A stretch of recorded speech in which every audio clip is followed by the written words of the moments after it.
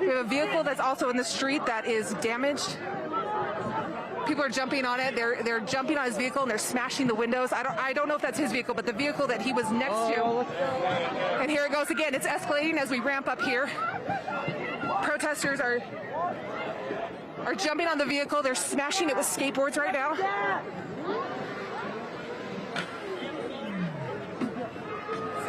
And it looks like they're attempting to try to flip it, but they're throwing things. Sean, back up.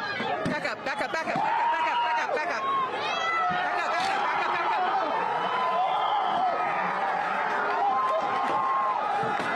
You guys, we are right next to all of this.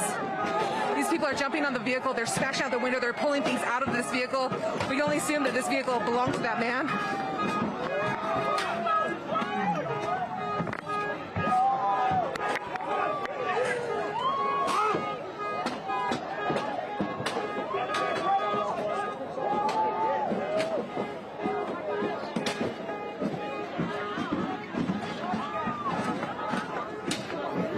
This is just unbelievable what we're all witnessing right here. Sheriff Park live for us, 400 South 200 East. Go ahead.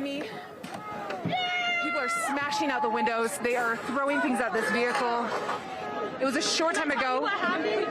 Yeah, I've got two girls standing next to me. First of all, tell me your name. I'm Kyrene Galanis. Okay, and this man in this car pulled out his knife that was this long, and he pulled out a bow and arrow and tried shooting someone. Multiple people. Did it have an arrow in it? Yeah, it did have an arrow in it. And he pulled it back and tried fighting someone. And you girls, you almost ran people over.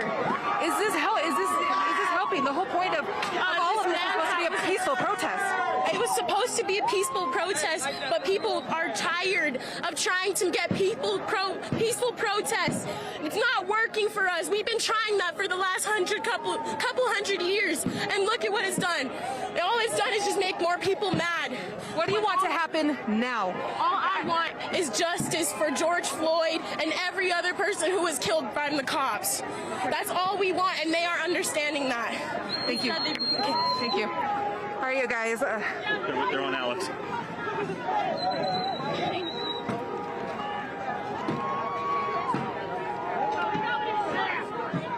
Again, Sheriff Park there live, as you can see, those protesters, we assume, got a hold of the man who had the bow and arrow, got a hold of his car, flipped it over. They're now jumping on the car. They're trying to smash out windows. Alex, from your perspective, are police doing anything in that area? Yeah.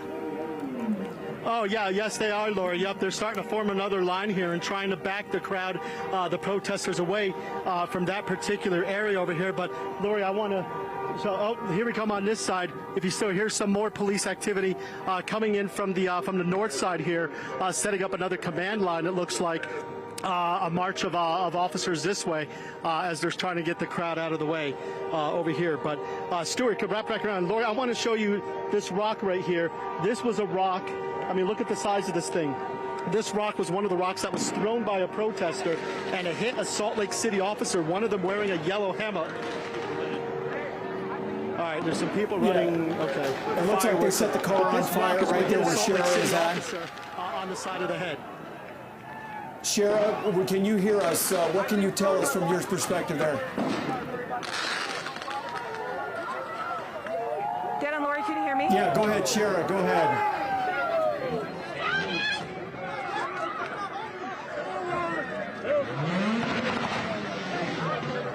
Dan and Lori? Yeah, go ahead, Sheriff. All right, you guys, I don't know how much of this you all just saw, but we have somebody just threw it. Hammer. Somebody just ramming me with a bicycle. I'm sorry, I gotta step out of the way. Okay. Sean, we're being told we need to get out of here. Turn around.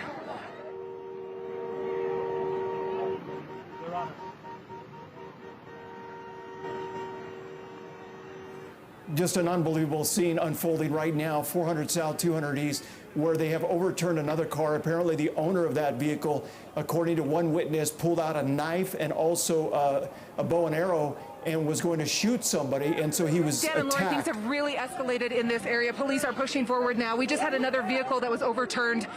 It was a few minutes ago, about 10 minutes ago, that a man with a bow and arrow jumped out of a vehicle and started to pull the string back on that crossbow, and the crowd jumped in and started attacking him and started beating him up. We saw people punching him, and the crowd jumped onto the vehicle and took that vehicle and flipped it over as police rushed in to remove that man with that crossbow out of the crowd.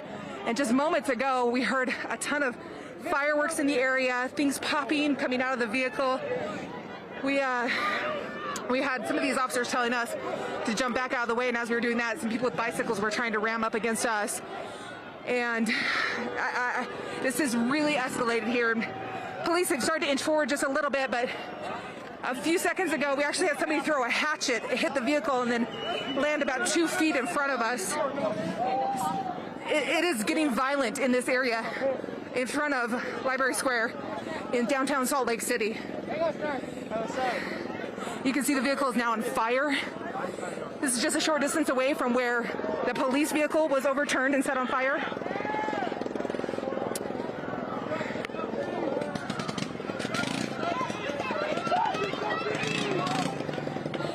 It seems Are you like seeing we've got any police at all? about 60 or 70 that are really pushing the violence part of this. A lot of people standing around with those cell phones, recording the couple dozen that are jumping on the vehicle, that were jumping on it earlier. But this is really starting to escalate here on 4th South and 200 East. And you can see that car right there on your screen on fire. It's been tagged as well as the protesters just moving around. Some people moving away. It looks like they're moving back because the car is now, the flames are moving to the front of the cars. You can see the flames building. Just an unbelievable scene that we're witnessing right here unfold in downtown Salt Lake City. I believe the governor and the mayor are supposed to be holding a press conference. Apparently it's through Zoom. I would assume that they've got to just be shocked, first of all, as to what's happening here, but also very upset as to kind of what has unfolded here. This started as a peaceful protest earlier today at about 11 o'clock. It was obviously in protest of George Floyd, who died at the hands of an officer there in Minnesota. And now we're going to be hopefully hearing from the governor and also the Salt Lake City mayor as to what's their reaction is. We know that curfew has been set at 8 o'clock tonight, but as we've seen in other cities, curfew really means nothing. And in regards to kind of what the situation is and what's unfolded right here, we've seen a man get beat up, and we saw his bloody face after officers pulled him away. Now there's some explosions here with this car. Who knows what was in that vehicle, but we're going to hear some explosions as we did with the Salt Lake City police officer car. Maybe our producers can fill us in a little bit here. Who else is close by there on the scene? Okay, so we have Gephardt. Gephardt, where are you at, and what is your perspective? Hi, Dan. Yeah, through my camera here, you can see the car. It just exploded into flames. That's right in front of the right in front of the Salt Lake City Library. Here's a car that has been, they're just trying to get through here. Meanwhile, this West Valley City Police, we're hearing explosions from the car. This West Valley City Police armored car is driving now, literally driving through people as they stand and try to push it backwards to no avail, of course. Meanwhile, plumes and plumes of black smoke now coming up from this not police car, the one that burned earlier, a stone's throw away, literally a stone's throw away, as we've seen stones thrown from this distance at police officers for the last couple of hours. Huge plumes of black smoke, explosions coming from this car as a West Valley City armored car is pushing through the traffic, pushing back on people. Look at this, this is amazing.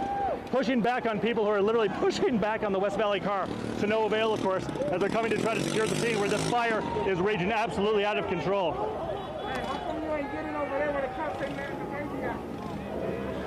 Now the West Valley car is circling in towards the car that's on fire. There is a man who's riding it. He was just bumped off by somebody from inside of the West Valley City Rescue armored vehicle. Hey, how come you ain't getting that baby that they're not letting out from here? I don't know. There's 3 babies right there that they're not letting out, bro. Okay. I'm literally telling you, and instead you want to record some people jumping on this fucking truck. Yeah, that's what I'm recording this, and I'm live on TV right now, but you go tell that guy right there. I already been telling everybody, bro. Fuck your camera. That's One of our reporters on the ground, protesters are now yelling, "Let's go to City Creek." So we are seeing the crowd move. Let's listen to Matt. Go ahead, Matt.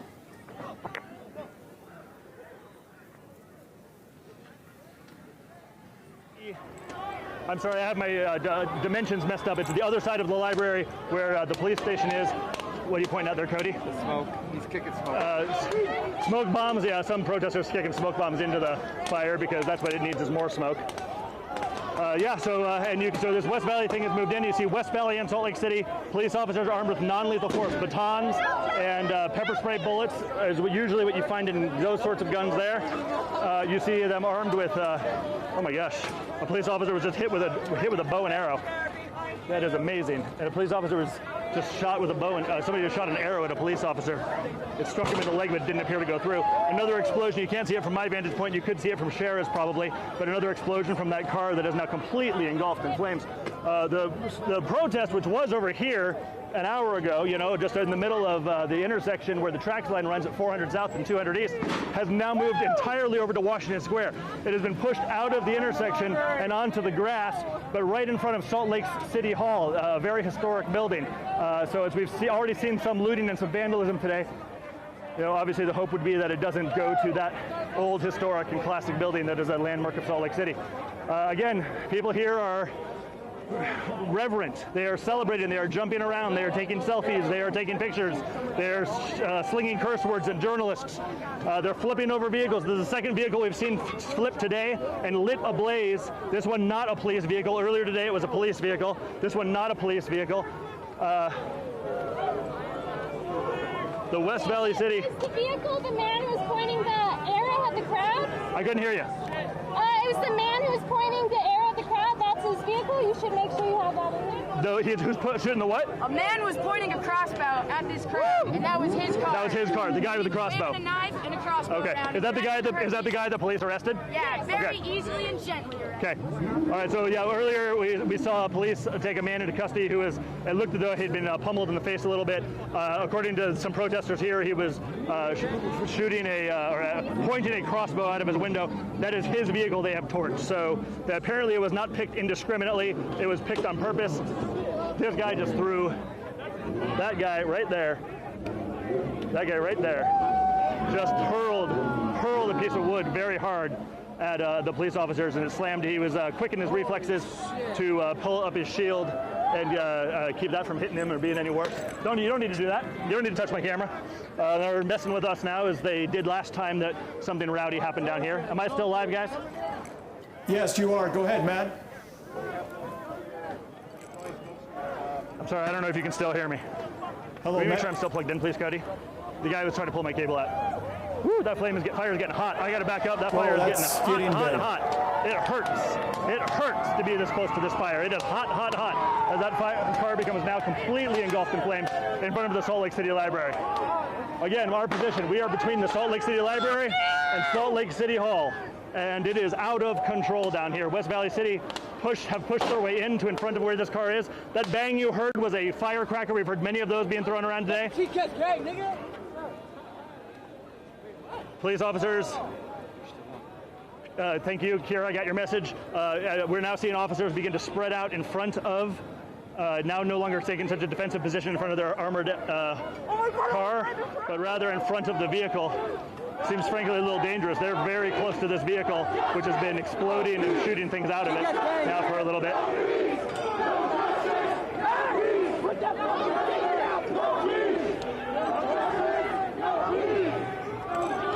I'm sorry, it's very loud where I am. If you're talking to me, I cannot hear you. I'm not entirely sure if I'm still on. I know I'm on this person's Facebook. How you doing? And yeah, so Snapchat, there you are. This is a very different scene than what we saw earlier this morning in downtown Salt Lake City, where peaceful protests began a demonstration and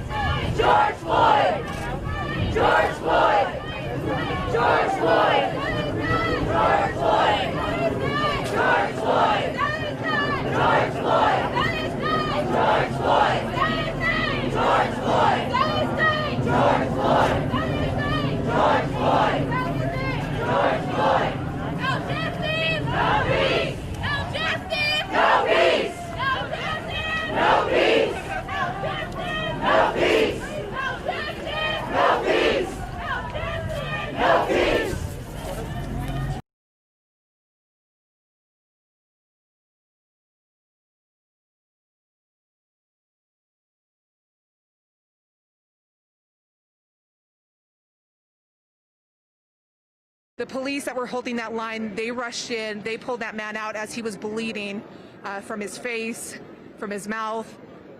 People were throwing things at him. The crowd then started jumping on the vehicle that I believe he got out of, or at least that he was next to. They flipped it over. They started smashing it with skateboards like we saw protesters do with the Salt Lake City police vehicle earlier. And then suddenly it began to smoke, and then there was a fire. And things have been popping ever since, and people have been throwing things into that fire. This crowd, they inched their way up back towards that police line. I mean, I'm looking at some of these protesters throwing water bottles at them right now, and these officers are standing their ground. But then those officers, they raised what looked like a tear gas gun our direction, and the crowd dispersed for a few minutes, and now they have slowly started to make their way back up to that line and are once again yelling in the face of those officers. They're throwing things at them, mostly water bottles, but at one point we saw someone throw a hatchet at the vehicle, and it bounced off the vehicle and landed just a few feet in front of us. We're making our way a little bit closer here on the opposite side towards the east of that vehicle that's on fire, where you can see these protesters chanting. I'm gonna let you listen in for just a second here.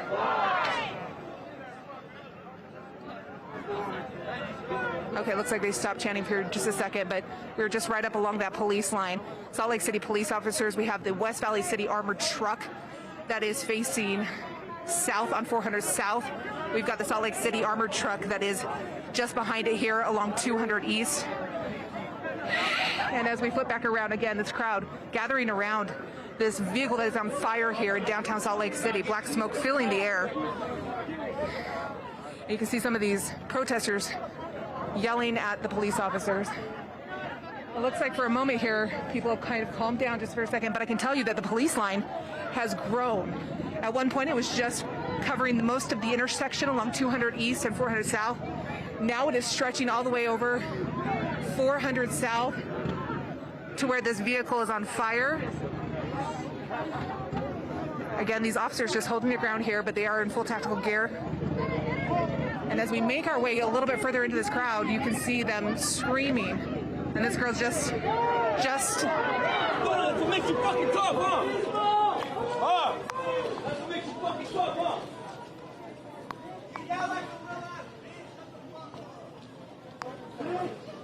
You could open my mic. Okay, thank you. We need to check in with Mike Anderson, who's live there on the ground at 7-Eleven, where we saw looting earlier. Mike. Yeah, hey guys. Yeah, let's go and take a look over here as much as we can, Ray. National Guard just showed up here. They're starting to push the crowd back. They actually pushed us back as well. So things are getting a little bit tense here. I'm still trying to piece together what's happening, to be honest. You can see, if you look in the back, the group of National Guard just there. They showed up and started pushing people back to the corner, and that's sort of where it stopped for now. Things maybe have started to calm down a little bit, but let's start to walk around here. I'm going to take you back to the 7-Eleven that we've been talking about that was looted. The owner said we can kind of show you what's happened here. So we'll try to do this while things apparently are a little bit more calm over there. They're now starting to chant at the police and the National Guard. So maybe it's picking up again.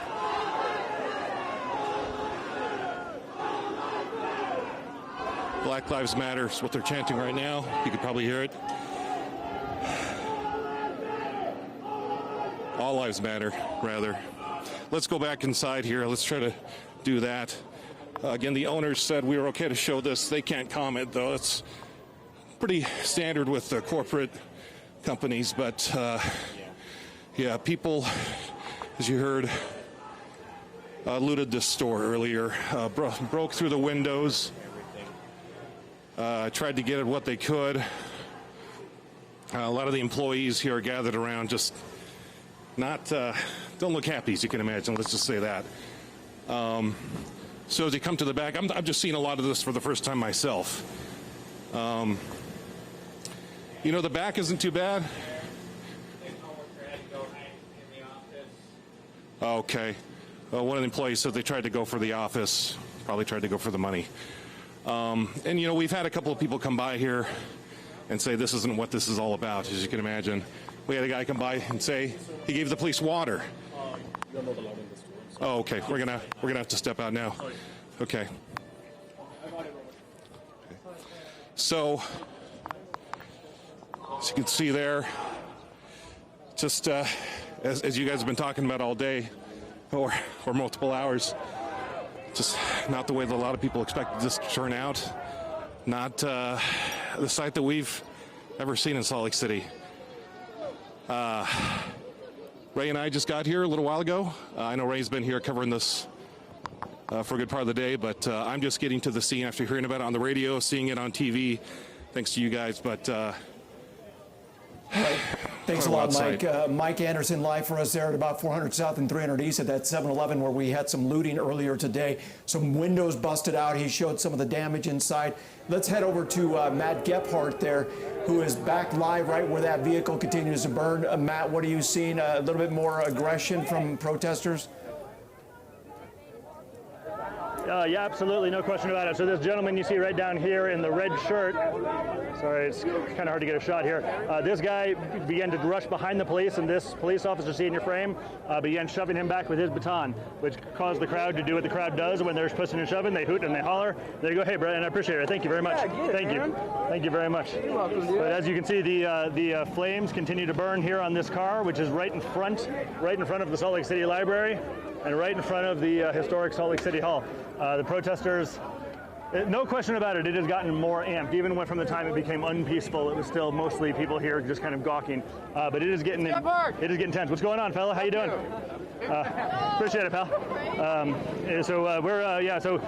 Protesters are thinning out. The people who are just kind of here, for the peaceful things, or maybe just to kind of take in the sights, have begun to disperse, and it is the more.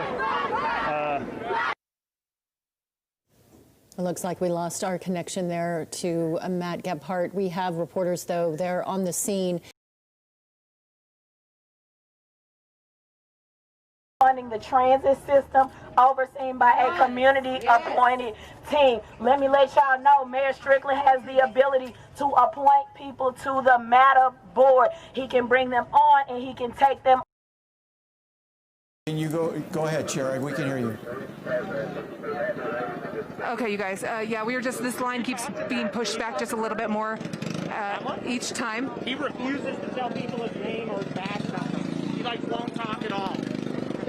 We've been talking with folks here in the crowd. A lot of folks really saying that they did not want it to escalate to this, and that they are here because they want to protest police brutality, and they're upset about what happened with the George Floyd, and but things escalated very quickly out here, and we have a moment, it seems to go in waves, where we have a moment of calm and people are, for the most part, peaceful, and then one or two people seem to rally things up, or rile. And sorry, just stick with me as we're moving through these crowds. So, and then all of a sudden there's more confrontation, and then we're moving towards where this vehicle is on fire still. We told you about that a little bit earlier, how a man with a crossbow came out of this crowd and was pointing that at somebody, and the crowd jumped in and attacked him, and then they took the vehicle and they flipped it and set it on fire. Hey guys, now, can I get on the news? We're headed. And now we're hearing explosions. I'm not really sure if that is people throwing things into the fire, or if there's something in the vehicle, like a gas tank, or something in the vehicle that is exploding. But we have had chanting out here. Again, now we see people throwing things at the officers once again. And these officers are, for the most part, they're just standing their ground, not really giving a reaction when they don't need to. We've seen a couple scuffles back and forth, but usually that is after somebody has gotten really close to their faces and started yelling and really, sorry guys, stay with me one second. I'm gonna move around this crowd. Peaceful shit ain't working. All right, we gotta be careful with what's going on here. Let me just describe this scene a little bit again here for you. So 400 South, 200 East. We're right in front of the Salt Lake City Library. Washington Square, a popular place downtown for a lot of folks. Somebody just threw a water bottle at us. I'm not really sure. Yep, I'm good.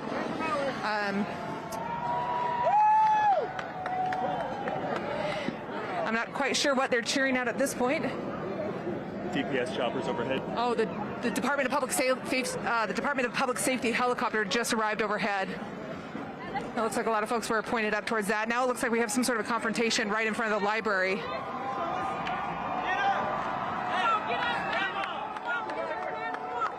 Okay, 1 second. What happened? We've got Chopper 5 live back in the air. It was grounded for a time being because there were thunderstorms in the area. Those thunderstorms have passed, and you're seeing from a bird's eye view here of what's happening from the sky. Sherry, you can go ahead. Towards police right now. We want it! We want it! We're moving up towards this crowd as well, but they are pushing towards police. Police are taking a few steps back, and it appears things are escalating right now. I just saw another bottle or a can thrown at one of these police officers. They're, for the most part, trying to get people away from this fire. We've got these two armored vehicles that have kind of taken a defensive stance in front of the intersection or position. We're going to keep moving our way through this crowd. I'm going to send it back to you guys as we try to navigate this for a moment. I'll try to grab a... All right. Can I ask you guys a couple questions? Yeah, what's up? You know, let's talk about this. Why are you here? What is your motivation for being here? My motivation? Because fuck the police. We apologize for that language. We certainly can't control what people are telling us there on the ground, and emotions are running high. So our apologies to you, the viewer. But let's take a look here at Chopper 5 as things look like they're beginning to escalate, as people are throwing, as you can see, things at police. Yeah, very unsettling video here coming in from Chopper 5. A bird's eye view, as Lori had mentioned. People, it appears as though the crowd is pushing against police a lot more in this particular situation. We see the vehicle on fire right there. That's the second vehicle that's gone up in flames. We saw a little bit of video from Mike Anderson a little bit earlier from the 7-Eleven that apparently the windows broken out and the place a little bit looted. Some damage to the inside of the store there. I believe Alex Cabrera is also there. Alex, what can you tell us from your perspective, from what your vantage point is? Yeah, Dan, it was just another line of police officers that came forward here to further try to get this crowd back, and you can kind of see some fights too. Come on, you can kind of see them fighting some police officers here, and now this is the third line of backup officers here coming into this area to try and get this crowd back. Things look like they were settling down, I mean slightly, but then there was an incident, a little bit of pushing, and that led to more protesters coming this way and more police officers meeting them in the middle to push them back. Right here where this car continues to burn. So we've seen quite a bit of pushing, more bottles being thrown at police officers, more glass bottles, more rocks. There was a tire iron that somebody threw at police officers. And yeah, just one of these tents, these things seem to blow up every 5-10 minutes. There's a baseball bat that was chucked at somebody right there, big Easton baseball bat. But police are trying to get control of the situation and had a second and a third line of officers rush here to this scene, just as you went to me, Dan, because protesters started coming at these officers pretty hard.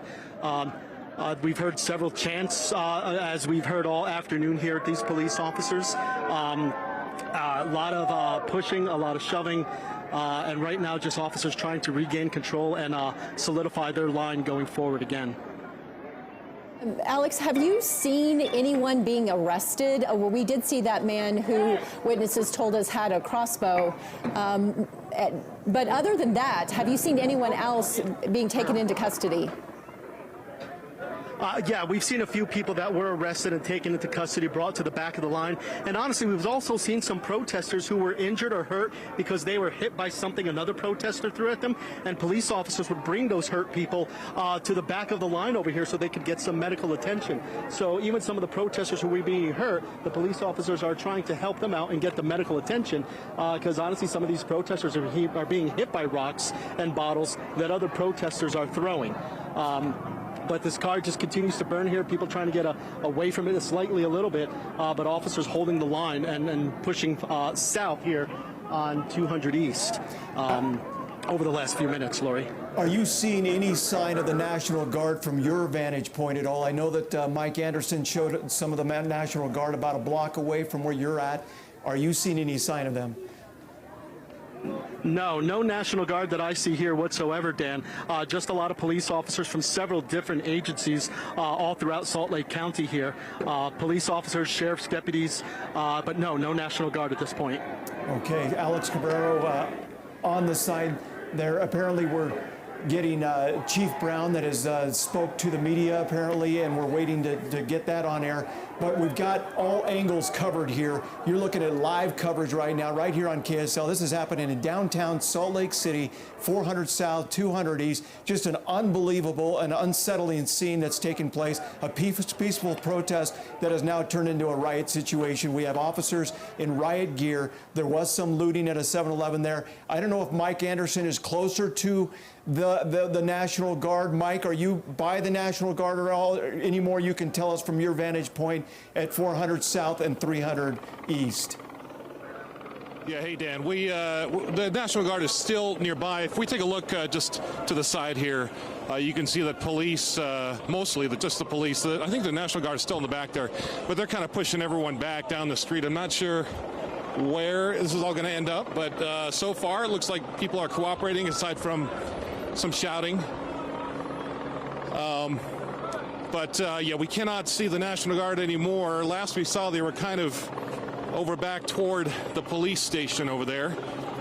But right now, just a line of officers in that armored vehicle there, just kind of slowly pushing back the crowd. They'll do it a few steps and then stop. We did talk to a man here that came by earlier, said that his car was looted. Again, I can't hear everything that's going on your side, but I think that you guys have talked about another car that was destroyed. He said that was his face was bloodied up. Said he came out here to support the police and yelled out of his window, "All lives matter," and got attacked. And his car was looted, destroyed. And now he's among the crowd here, actually staying away from the crowd.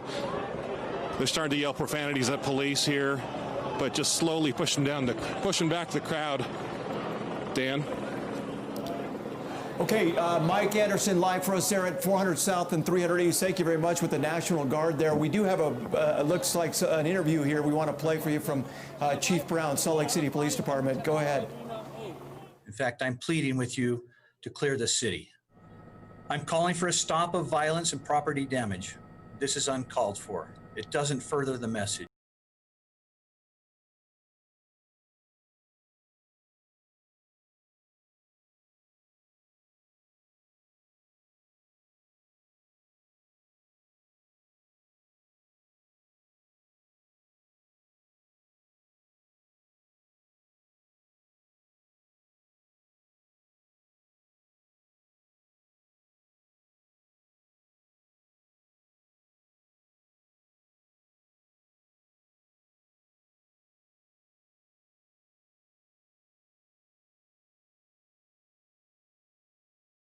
Large gathering of people here and kind of surrounding law enforcement. So we're just going to walk down here. We're at a bit of a distance where if there is another dispensation of tear gas, we're in a position where we can get back and get back quickly and get out of that, and also not be in the middle of a large crowd. Yeah, AJ, we're having a hard time hearing you, but we definitely want you to get to a safe spot as far enough away as you feel comfortable, because we don't know what's going to happen here with this group so close to the police department. So we will Absolutely. let you take... We're going to stay here for just a bit. Yeah, we'll let you take a minute, and let's check back in with George Smith, who is also in the State Street area, to tell us what he's seeing in that area. George?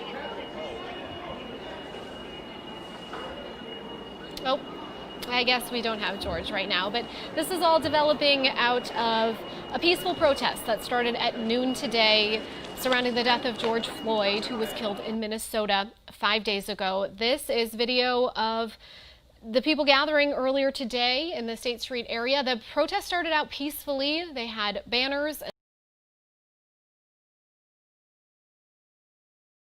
there at the federal courthouse. In his tweet, he was telling the Seattle Fire Department getting some help from Bellevue Fire. They are sending folks, and our city can also get some help from the National Guard if it's warranted.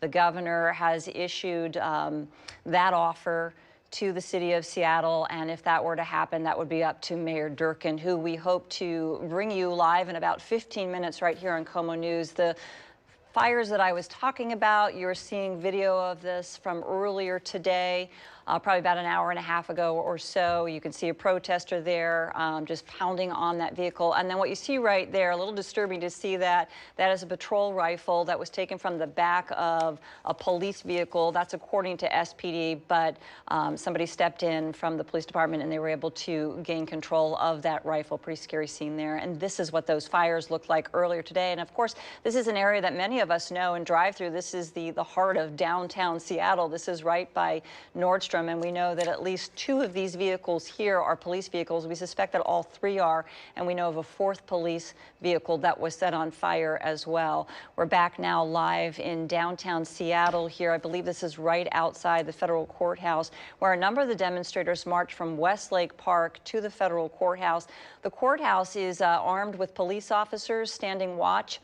There's also caution tape all around the steps of the federal courthouse to keep protesters back. The organizers of that rally say that they are there for George Floyd and are not part of any of the violence, and we haven't seen any violence right here outside of the courthouse.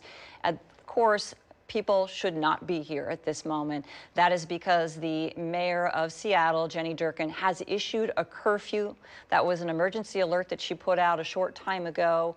And all people from downtown are told and ordered to disperse and leave the city. We have seen, Steve, a number of people leave, but at this point, there are still hundreds in downtown Seattle. And at last check, I-5 southbound between 520 and Interstate 90 closed because at one point, protesters made their way onto the freeway, a very dangerous situation.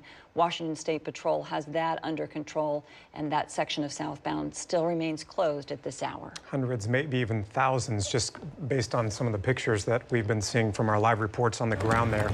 You think about how far things have evolved today, and we're almost coming up on 8 hours since the first event began today as part of these demonstrations, rallies, protests that have been taking place because of what happened in Minneapolis on Monday. There was a rally that was held in the Meadowbrook area that began at 10 o'clock this morning. Drivers and cyclists left Nathan Hale High School, circled the community there, and went back again. That was a peaceful protest. At noon today, we had that group gathered outside of Seattle Police Department headquarters downtown for a protest that they were calling March for Justice George Floyd. And we believe, based on some of the reporting that we've been hearing, that a number of those folks that participated in that protest then went down to Westlake Park to join the demonstration that began at 3 o'clock this afternoon, so almost nearly 3 hours ago. That event, titled the Defiant Walk of Resistance Against Injustice. And as Michelle was talking about, most, if not a number of those folks have now made their way to the federal courthouse in Seattle to continue their demonstration.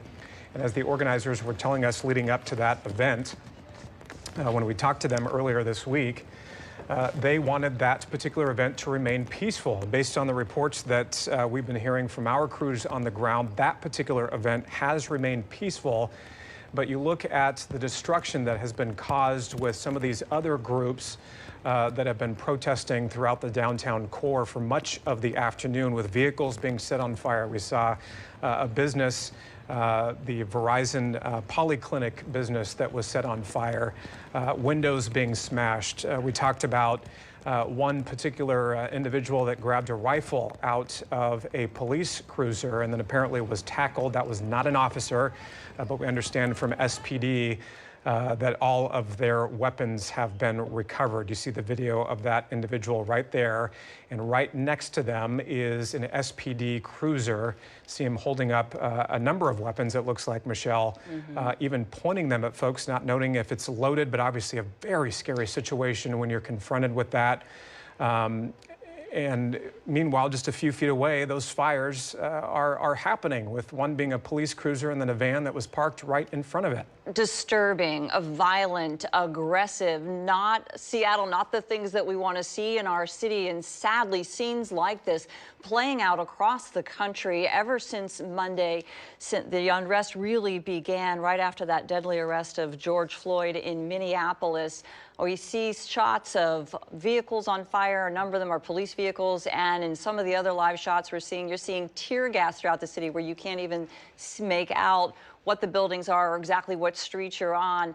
The demonstrators continue to stay in our city, a number of them right now in downtown by Westlake. We see some fireworks going off right now. This is one of the things that Seattle police talked about earlier as being a problem. This was what caused some injuries to citizens as well as officers. As you see right now, some of the protesters here are probably backing off as a result of those fireworks being released. This has been happening throughout the day, as well as bottles and rocks being thrown. We want to bring Eric Johnson into the fold here. He's now in our newsroom and joins us with more of our continuing breaking coverage on this just unbelievable day. Eric. It is truly unbelievable. I mean, we've seen things before. We had the WTO in 1999. We've had the Mardi Gras celebrations, but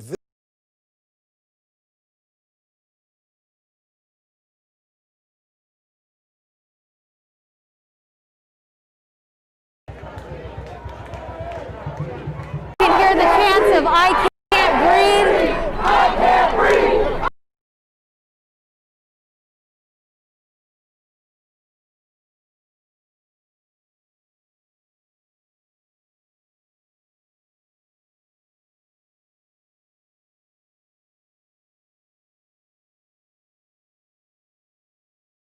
I want to send is that there needs to be no violence. Police brutality is out of control, and that it just isn't okay. And everyone does not want any of this to escalate further. No one wants to get hurt. All we are saying, all we want is police to recognize that what they do, they take it too far sometimes, and that they need to realize what they are doing and how many people that they affect with their brutality and just with their measures of things.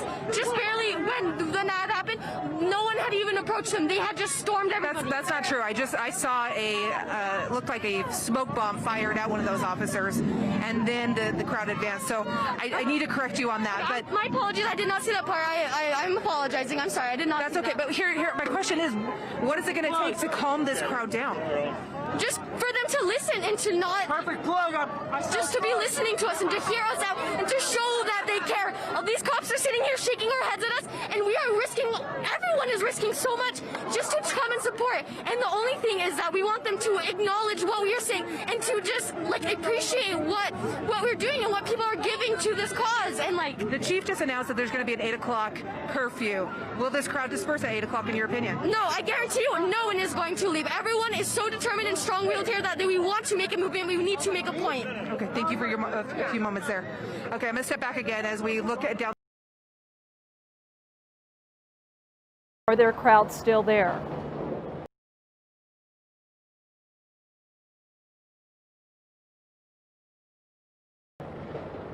Hey, Sean, we're up here on a balcony, relatively safe up here on a balcony, which is why we can to release that possible tear gas. And we know some of the protesters were throwing, excuse me, my throat, were throwing fireworks that way.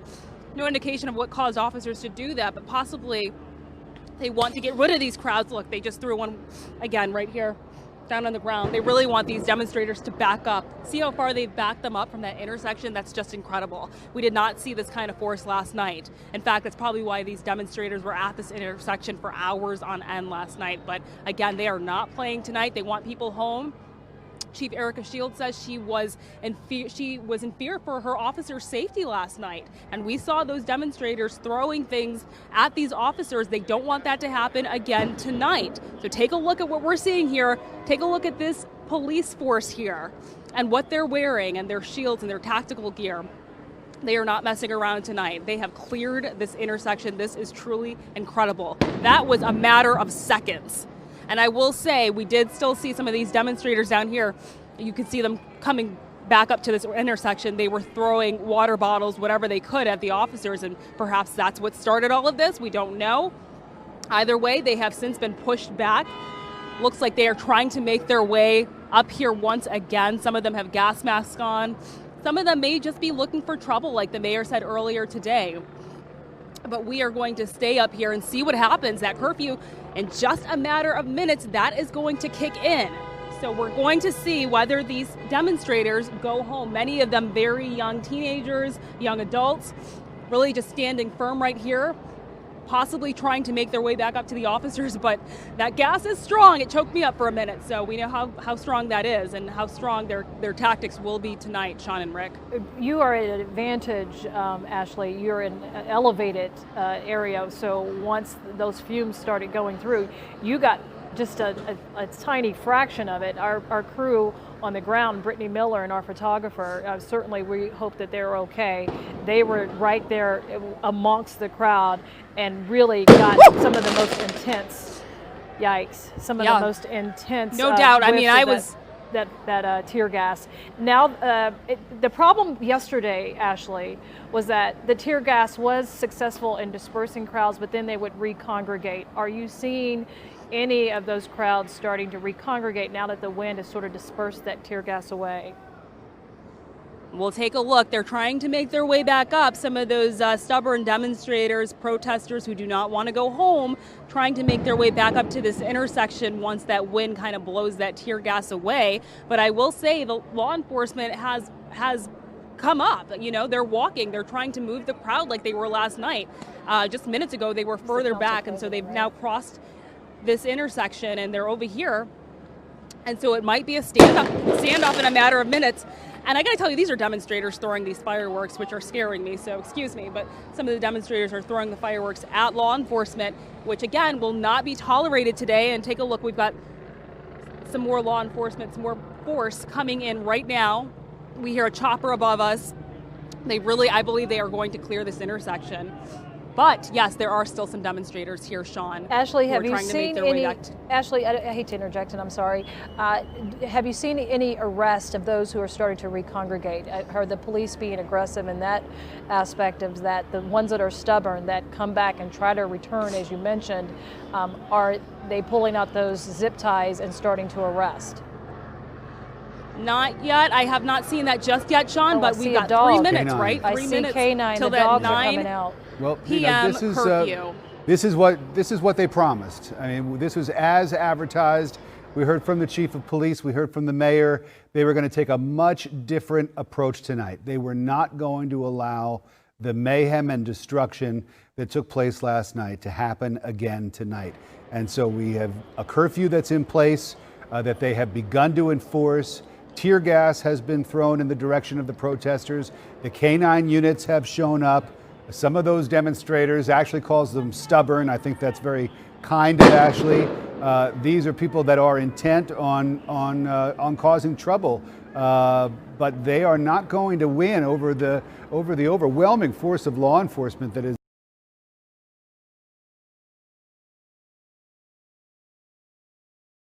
Many more that have had damage since.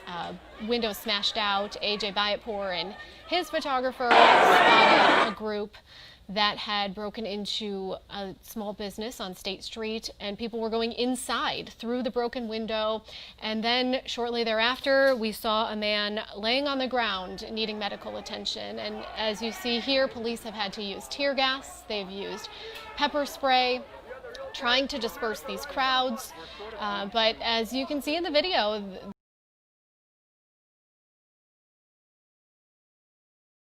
National Guard members, men and women in our city to help us in this situation to get through this day. As Steve mentioned, it began at 10 o'clock with a peaceful rally out of Nathan Hale students, and then another rally at noon this afternoon, and then one that started at 3, and a lot of these rallies have just converged.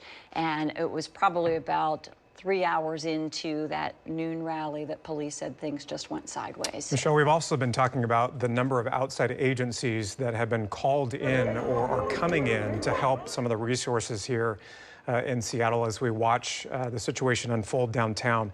Bellevue Fire Department is sending some of its crews. We just learned that Eastside Fire and Rescue also sending some of its crews, along with East Pierce as well.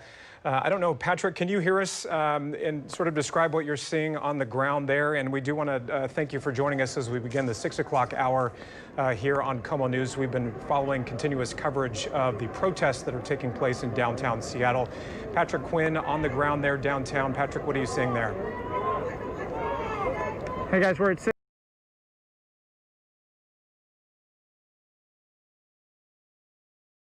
But unfortunately, what I've seen in the last few hours is that's gone from a peaceful protest to just criminal behavior. I think we need to call it what it is, criminal behavior where people are looking to riot, to loot, to create violence, and that's not acceptable. All right, that was Governor Gary Herbert there. Honor. A statement. We're going to go now to Alex Guerrero. And Alex, the governor calling this outright criminal behavior. Yeah, those strong words from Governor Herbert there, but I mean, when you see people flipping over cars, lighting cars on fire, breaking windows, putting graffiti everywhere, I mean, that's criminal behavior. Like the governor said, he has to call it like he sees it, criminal behavior. Now, there's this one officer here with stuff all over him. He was just hit just a short while ago with a big jug of something, and it nailed him right in the head and exploded all over him. They're taking him out there now to have him checked out. And now we have more police officers that are coming here to try to fill in some of the lines so that these officers who've been out here maybe for the past hour or so can take a breather as police start bringing in reinforcements of their own. So, yeah, I mean, it's still a very tense situation out here, Dan and Lori. Still plenty of protesters. It does slightly look like the crowd here is smaller than what we've seen just a short time ago. But you don't know if that means because they're dispersed everywhere or if they're just going home. We don't know it at this point. Again, that curfew is set to happen here in an hour. But I don't honestly think a curfew is going to get these people to go home, to be 100% honest with you. They're here because they want to confront police officers. They're here because they want their message heard, and they feel like this is an important moment for them to have their message heard, Dan and Lori. So the car continues to burn. Police officers do have lines pretty much all the way where we are at Library Square. It is protected on all four sides by law enforcement officers. You can probably see all those flashing lights heading east over there on 400 South. There are dozens and dozens of more police officers out that way, ready to come in here if that situation calls for it. So, yeah, that was just another rock. Stuff is still being thrown at these officers. And we did see a couple of the protesters getting hurt themselves because some of those objects are thrown from protesters are also hitting protesters. Dan and Lori. Alex, just a quick question to you. Matt Gephardt mentioned that rubber bullets were being fired. Can you confirm that? Yeah, you know, I've been looking at that too. I do see officers with those types of weapons, but I've not seen an officer shoot the weapon at all at this point. That's not to say that it didn't happen, but personally, I have not witnessed that here at this location myself. All right, Alex Cabrero there live for us from a different vantage point. Let's head on over to Matt Gephardt again. Apparently, he has some folks that are willing to talk to him there. Matt? Yeah, hi, how you doing? Again, we're down here right in the middle of it. We're right in the smoldering car is right behind us here. I'm joined by Julian. Julian, where are you from? I'm here from Salt Lake, Glendale. You said you had a message you wanted KSL viewers to hear. Yeah, no, just the message of this, you know, it's not right what they're doing. It's not right breaking the windows and stuff, but, you know, it's also not right killing people, you know, and putting it all over the news and letting it be known that the officer is not in jail, that the officers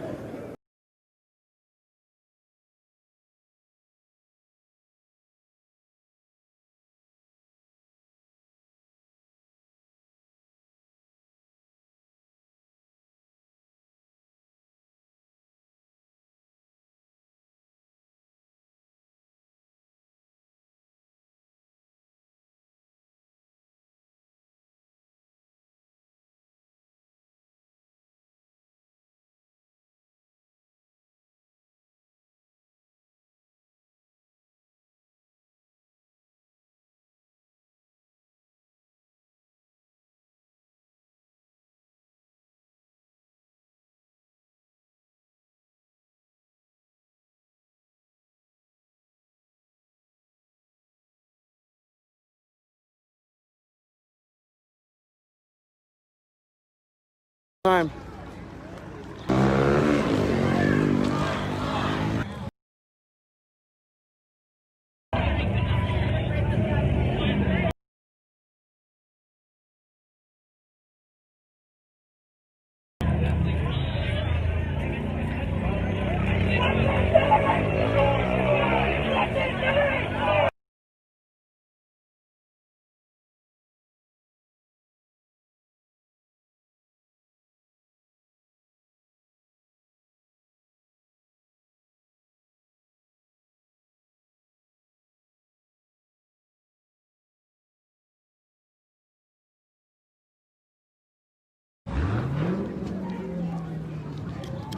Here they come now.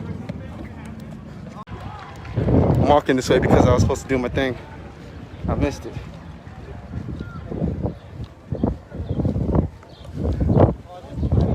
Look, Ma, I'm on TV. Good day, mate. Ready to eat some fucking crumpets, eh? Drink some fucking tea. A little bit of tea, eh? Fuck all of them! There's absolutely nothing left, yeah. Even this shop says nothing inside. Look at that mannequin. I don't know if you guys remember that mannequin from yesterday.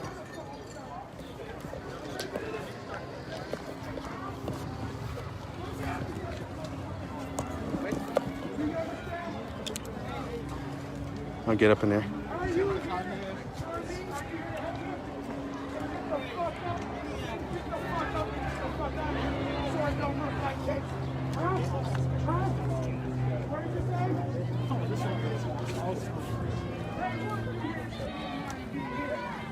So I'm going down. I'm about to go in more. Apologize, excuse me, a little bit. We got to see what little bit is going on. That's my camera a little bit later. That's gonna be my shock mount. I mean, my shotgun mic.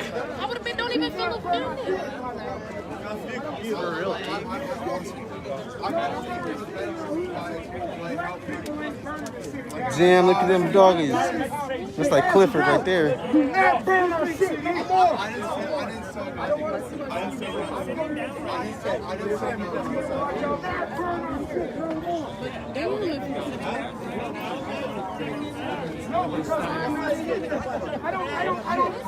I don't let you go. Hey, how you doing?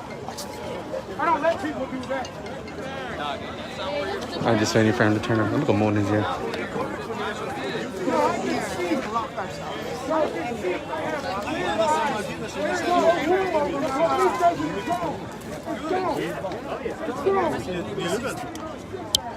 Они русские любят. Я тебя предупредил, короче. Саша насиловать. Меня точно не будет. Меня только насиловать.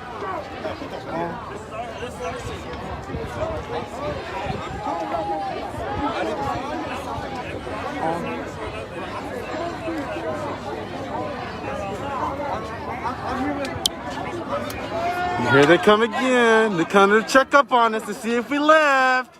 Look at those fuck boys. Eat a dick, bitch. Right? Look, Ma, I'm on television. Everybody's sitting down. I don't know why. What's going on? I want to get up there now. Let's see how we get up on that rooftop right there. Let's see if there's an easy way to get up that.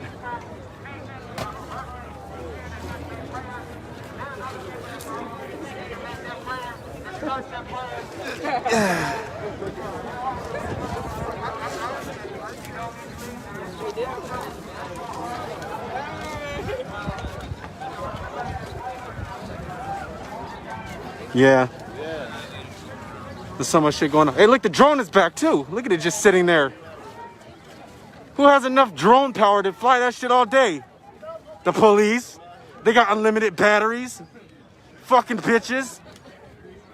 Fucking batteries, right? There was 3 drones flying earlier together.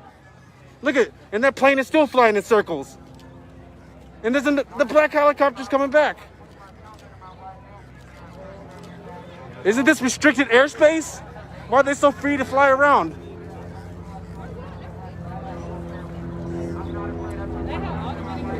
Gotta watch out for them bitches. They're about to start dropping shit on us and shit.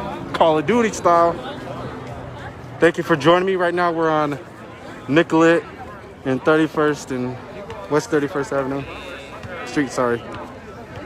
I'm gonna stream this on Twitter as well, or broadcast it on Twitter. I should switch. I'm gonna switch the mount. I'll put the other iPhone on this one. Okay. Mount this one right here. Turn this one. Hell yeah, we want free energy right now. Fuck all that. We want everything we want today. Or you're gonna eat a dick.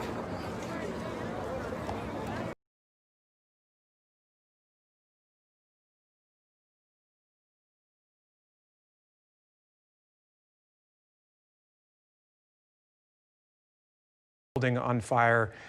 Just seeing that it appears that some gas might have been let off at that particular location at 6th and Stewart, with those line of police officers set up with their shields trying to keep those demonstrators or protesters back. Yeah, certainly an indication you would suspect that police letting folks know, all right, time to disperse, back up. We've got our line here, and we have been seeing more tear gas throughout the last hour. And I'd say the crowd here at 6th and Stewart, definitely smaller than it was earlier, but this is not only just a block away from the federal courthouse, and that's where we have a lot of other protesters that are outside the courthouse who intend to have a program, an event, speakers, etc. But throughout the city, we continue to see protest, pushback, folks digging in their heels saying they are not leaving. We do know that there have been a number of arrests, and I want to go back to that disturbing video that we saw earlier. We know from the mayor's office that 2 AR-15 rifles were stolen from a Seattle police vehicle. One of them, there you see the video there, was recovered, and there you see the recovery right there. And we understand that there was a takedown of the person who grabbed that weapon, and you see that person being walked off frame there out of the camera view. But the scary reality is that one of those AR-15s is outstanding tonight. Police looking for that weapon at this point. That's according to the mayor's office. I know that when we talked to a spokesperson for the Seattle Police Department a little bit earlier, their understanding was that all of those weapons have been recovered. So this information, as Michelle mentioned, coming from the city of Seattle, the mayor's office, which is telling us that one of those weapons have been recovered and one is still outstanding. So we'll try to get some clarity on that, just to make sure we have the information right, and correct. that came from the mayor's office just about 10 to 6. So that's the latest information, and we are hearing from our producer that the man that you saw grab that weapon and was actually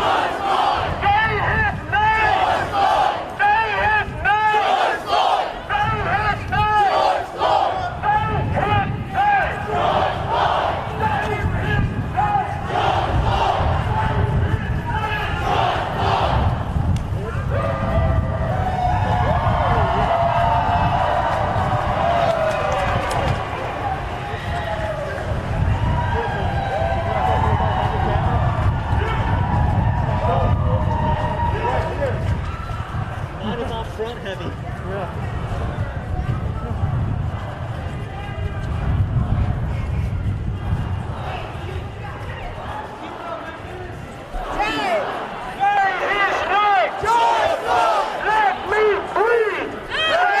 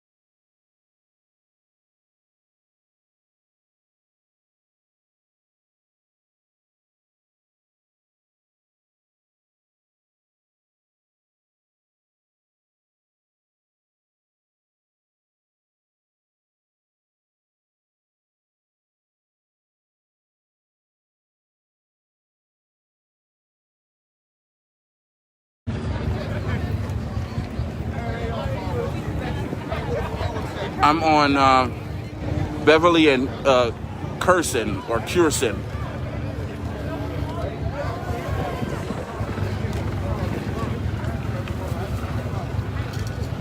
But it takes more time. Watch this. Generations, multiple generations are here. Multiple cultures are here. I've seen Jewish people, I've seen black people, Indian, African, whatever you describe yourself as, they're here. Back up, I don't want your eye.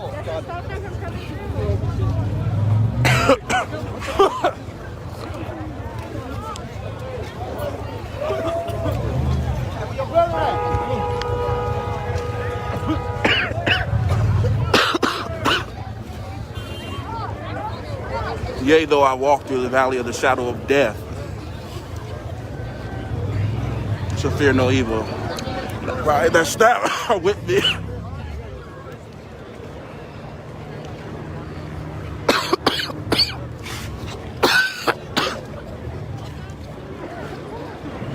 I'm supposed to preach tomorrow, guys, but if I don't get a chance to preach, I'm preaching now. Preaching is not behind a pulpit. Preaching is not behind a platform. Preaching is what you believe and stand on. This is my declaration. There's a time and there's a need. And God is not calling for cowards in this season. I said it.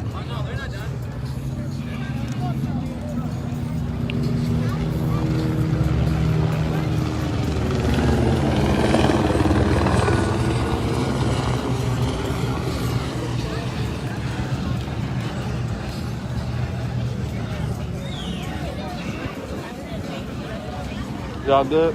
Yeah. Oh, I see you, bro. Look back.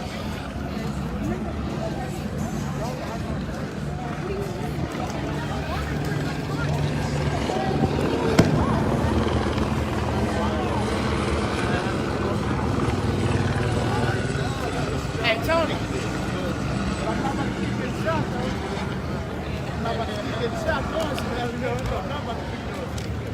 You already got shot twice. Oh, no.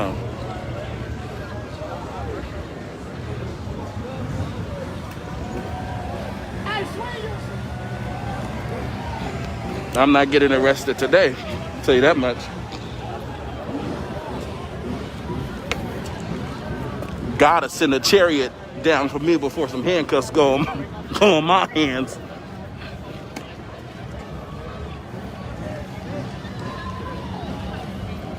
Father, I thank you. I plead the blood now. That's the only reason why I'm here, to bear witness with my brothers and sisters and to pray. That's my assignment. I plead the blood. The blood of Jesus over every person, individual out here. The blood cover. The blood cover.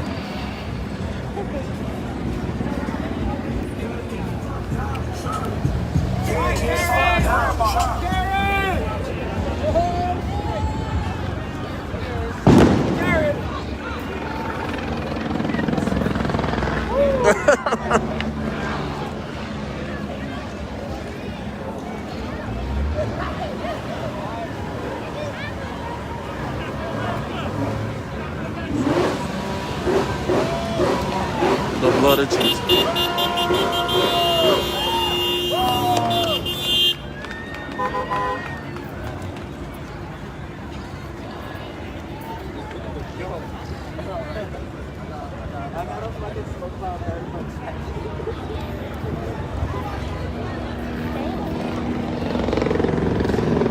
You'll be out here coughing too if you had some gas in your face.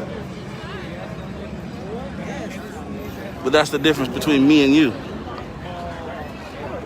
We're on Beverly and Curson, or Curson, whatever the pronunciation is.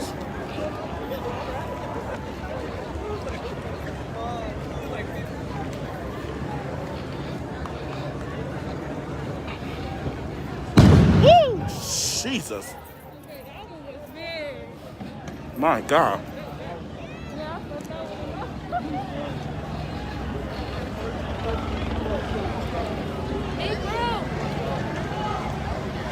Okay, good. Right? All right. This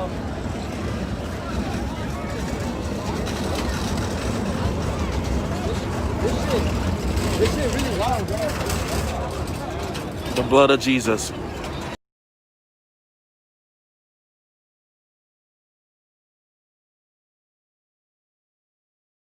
And they've also been thrown towards Atlanta police as well. So we just never know when those are going to be thrown. That comes as a shock. Yasmin, is that tear gas or fireworks? They're fireworks. Okay. Fireworks. Are you seeing that once they scatter? Well, and I'm thinking now over here we've got tear gas. I don't know if we can do. Yeah. Yeah, you saw that officer there. I think now we've got a mix of the tear gas and those fireworks. Are you Everyone's seeing sort of that once backing the up crowd over here too. Is the crowd dispersing now? So we're off on the sidewalk, so we can just kind of look out and see what's going on. It appears everything has calmed down, and that crowd actually dispersed after they threw whatever that was. I'm thinking a mix of the fireworks and the tear gas. But if you look over there now, that crowd has definitely thinned out quickly. All right, stand by, Yasmin. Let's go back out to Ashley Thompson, who's on the move. Where are you walking to, Ashley? Yeah, I think they just threw a little more tear gas and the crowd ran back this way, so we were trying to get away from it. I will say I did see some demonstrators just now throwing their water bottles up at law enforcement not long ago, and as you can see, they threw that tear gas, but people are still making their way, excuse me, people are still making their way back up there. Some of these demonstrators who really just don't want to go home. As I said, I have noticed some of them throwing water bottles and other objects at law enforcement, but again, a different scene tonight, a different level of force. They're using that tear gas far more often than they were last night, and we are getting some whiffs of it. So excuse me, I'm trying to catch my breath a little bit here. But as officers throw that, these demonstrators back up, and then they go back toward law enforcement. Again, we are after that 9 o'clock curfew. Unclear whether even more force will be used soon. We know that APD was ready to make some arrests, so we are out here looking for them, seeing if they are going to do that. The crowds are thinner. It is a much thinner crowd than last night, but still a crowd nonetheless, and these people are not supposed to be out here right now. I'm curious, Ashley, and I know it's hard for you to talk. If you can't, we'll talk over the pictures and let you recover. But if you can talk, the police department is dispersing the tear gas. It's making the crowds thin out. Are there any arrests that are happening, or has this alone been effective as it was not yesterday? Y'all better keep the camera rolling. You know, Sean, me personally, I have not seen any arrests yet. I know APD says they are ready to make them, and they will be making them tonight. We know 71 arrests last night, and they plan to be a little more aggressive tonight. But this tear gas is effective in making the crowd run a certain way, but we are seeing them return to where they just came from. So it is effective, but you know, this crowd continues to gather, and that's obviously not what police want right now. We're a little further back in the parking lot just because that was just thrown. We are still seeing some of those demonstrators throwing fireworks toward the crowd and objects and water bottles. So unclear if maybe the demonstrators are starting that and then the officers are firing back with that tear gas. Ashley, why don't you get a sip of water and some fresh air? Take a little break for a second. Brittany Miller is also on the move. She's down in that same vicinity. And Brittany, tell us where you are. What's going on where you are?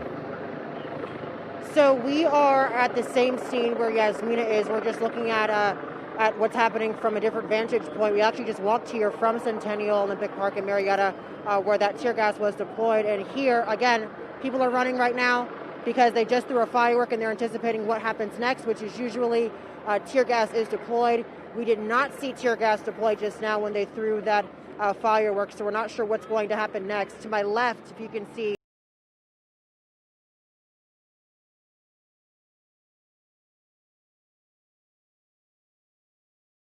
Began to see just a large police presence.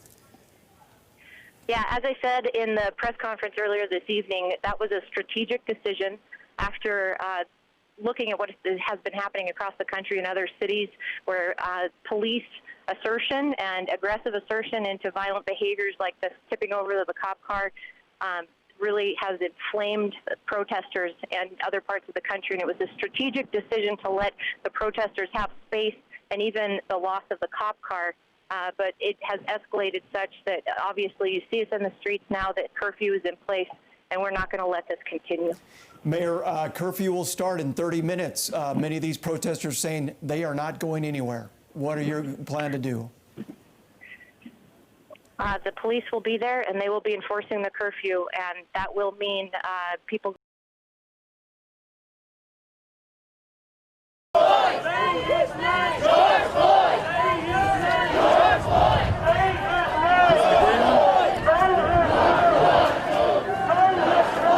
Yeah, someone stepped on ours and broke it. Damn.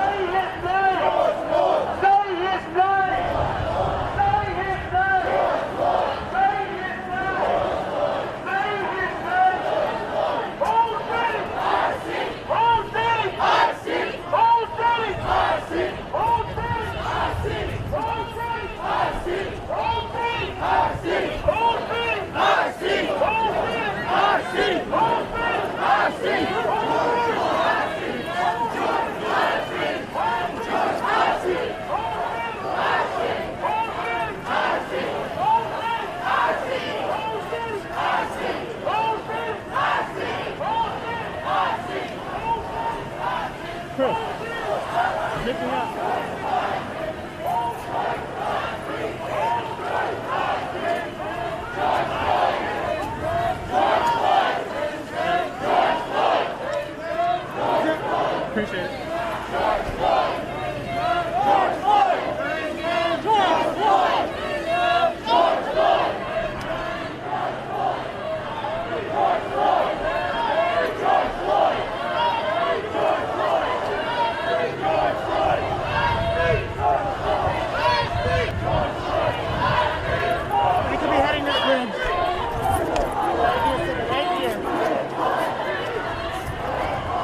I really don't think police will let them do that.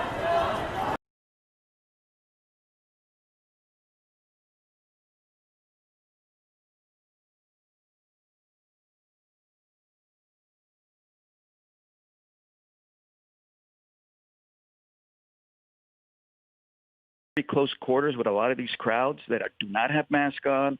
They're shoulder to shoulder, potentially spreading this virus, and they believe that they're doing that because this somehow makes things right in Minneapolis. It's very disturbing. But I just want to be clear with your audience. This is serious. This isn't something that you come out because you think it might be a neat experience. No, you're breaking the law. You're tarnishing what George Floyd stood for, which by all accounts was a man of peace, and you're breaking the law and you'll go to jail. Chief Colina, we thank you for joining us on a night where you are clearly busy and have your hands full. Do you have the benefit of watching what's been happening across the country? I know you put out that video this week telling your officers you stood with the Minneapolis police chief and firing those officers immediately. But did you also have the benefit of watching how other departments, in some cases, struggled a bit with handling this different element that seemed to be at play when nighttime came? We have. We've been paying attention, and that's why we've had many people out in the field showing what is incredible restraint on the part of our officers, understanding that people are angry, and they have every right to be angry, and they have every right to voice their anger.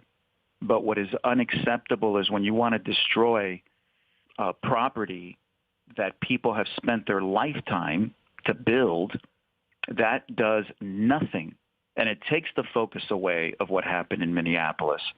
And so we're going to try to do our best to identify these agitators, which the majority aren't even from here, and make the arrest that is appropriate. Here, they're moving but in, I just can't stress enough how dangerous it is to get wrapped up in these crowds where we have to deploy gas to disperse, and people are shoulder to shoulder. Many will be coughing, many will be tearing, and that is dangerous. And unfortunately, we won't have a choice. We will warn you But when we tell you that we're going to deploy gas, we're going to deploy gas. And when we tell you that if we're forced to, we're going to make arrests, that's what we're going to do. Chief, I think that's a very good point that you're bringing up there. I do want to ask you, you mentioned that these agitators, many of them are not from here. How do we know that? How do we know they're coming in from other areas to do this? And do we know where they're coming from? We have intelligence. We have intelligence officers that, follow these groups, these agitators. We know they come in from the outside. Many come from outside the state even. And so they're organized and they disperse to different cities. And their aim, by the way, is to divide us further. And that's the shame of this all. They're not here because they want to make a point or a stand or speak about injustice. No, they're here because they want to divide us further and they want to ruin communities. And they're interested in chaos. And that's why I've asked earlier today for everybody to come together. Don't let it just sit on our shoulders to keep the peace. If you're out there and you're protesting because you're angry and you want to be heard, there's nothing wrong with that. When you see someone that wants to throw a bottle or a rock or get confrontational, police each other as well. Don't just rely on us. You see it, you call it out. And we appreciate the help. Chief of Police George Kalina, thank you so much. I really think your experience with COVID-19 during this pandemic, during the shutdown, you really bring a different lens to this, not only law enforcement, but also the public health concerns that you spoke about. I think it'll be a couple weeks before we understand the true scope of how all these protests could have an impact on public health, as well as people's livelihoods and property damage as well. Absolutely. And just one last point that I'd like to make, because you referenced it. This is a very depressed economy as it is. A lot of people haven't had an opportunity to work. We're just opened up where people can get back to earning dollars that they need to pay their bills and to feed their families. This doesn't help that effort at all either. And that's, like I said, it's disturbing. We should do much better, and we can do better. And so I hope that the viewers heed the warning and work with us. You want to protest, we're here to protect you. We're here to protect your right to assemble. We're here to protect your right to free speech. It's important to know. Oh, excuse me. Excuse me. Take a look at what's going on here. Possibly some more tear gas. You could see police just making their way. I mean, they are really pushing these demonstrators back. I see an arrest. We're all the way at the AC Hotel downtown. We're going to send it back to you guys. Ashley Thompson, we're watching to the left where there is an arrest happening right now. Yasmina, you have an arrest. What did that person do? Yeah, Sean, I mean, we just talked to you, and then all of a sudden Atlanta police, they took off. They have moved towards the protesters. You see here, one young lady is being arrested at this point in time. That happened just seconds ago. Atlanta police started moving. And then if we come this way, we can see exactly where Atlanta police are moving.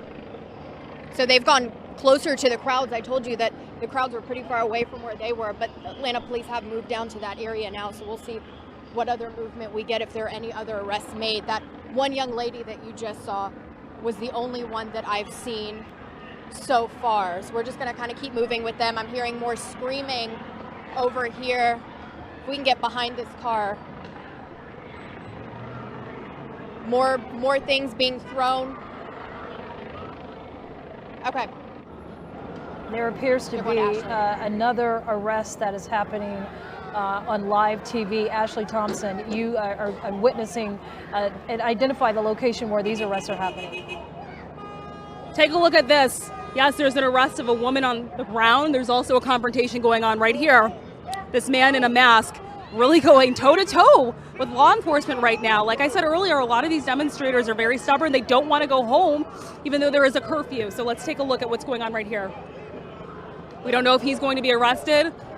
Over here, another firework. They keep setting off these fireworks in the middle of the parking lot with these law enforcement officers here. The crowd has been pushed back. The crowd has been pushed back. Look how far law enforcement is now. We're in the middle of this parking lot with all of these police officers, state troopers, sheriff's deputies, all of them over here right now.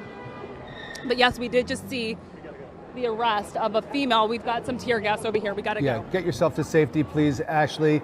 Of course, the safety of our crews out in the field is the most important thing to us as we see this young man being cuffed behind his back. You know, it's 9:41. It's now 40 plus minutes after the curfew that the mayor and the police chief promised would be enforced. And just as they said, people, they're not messing around.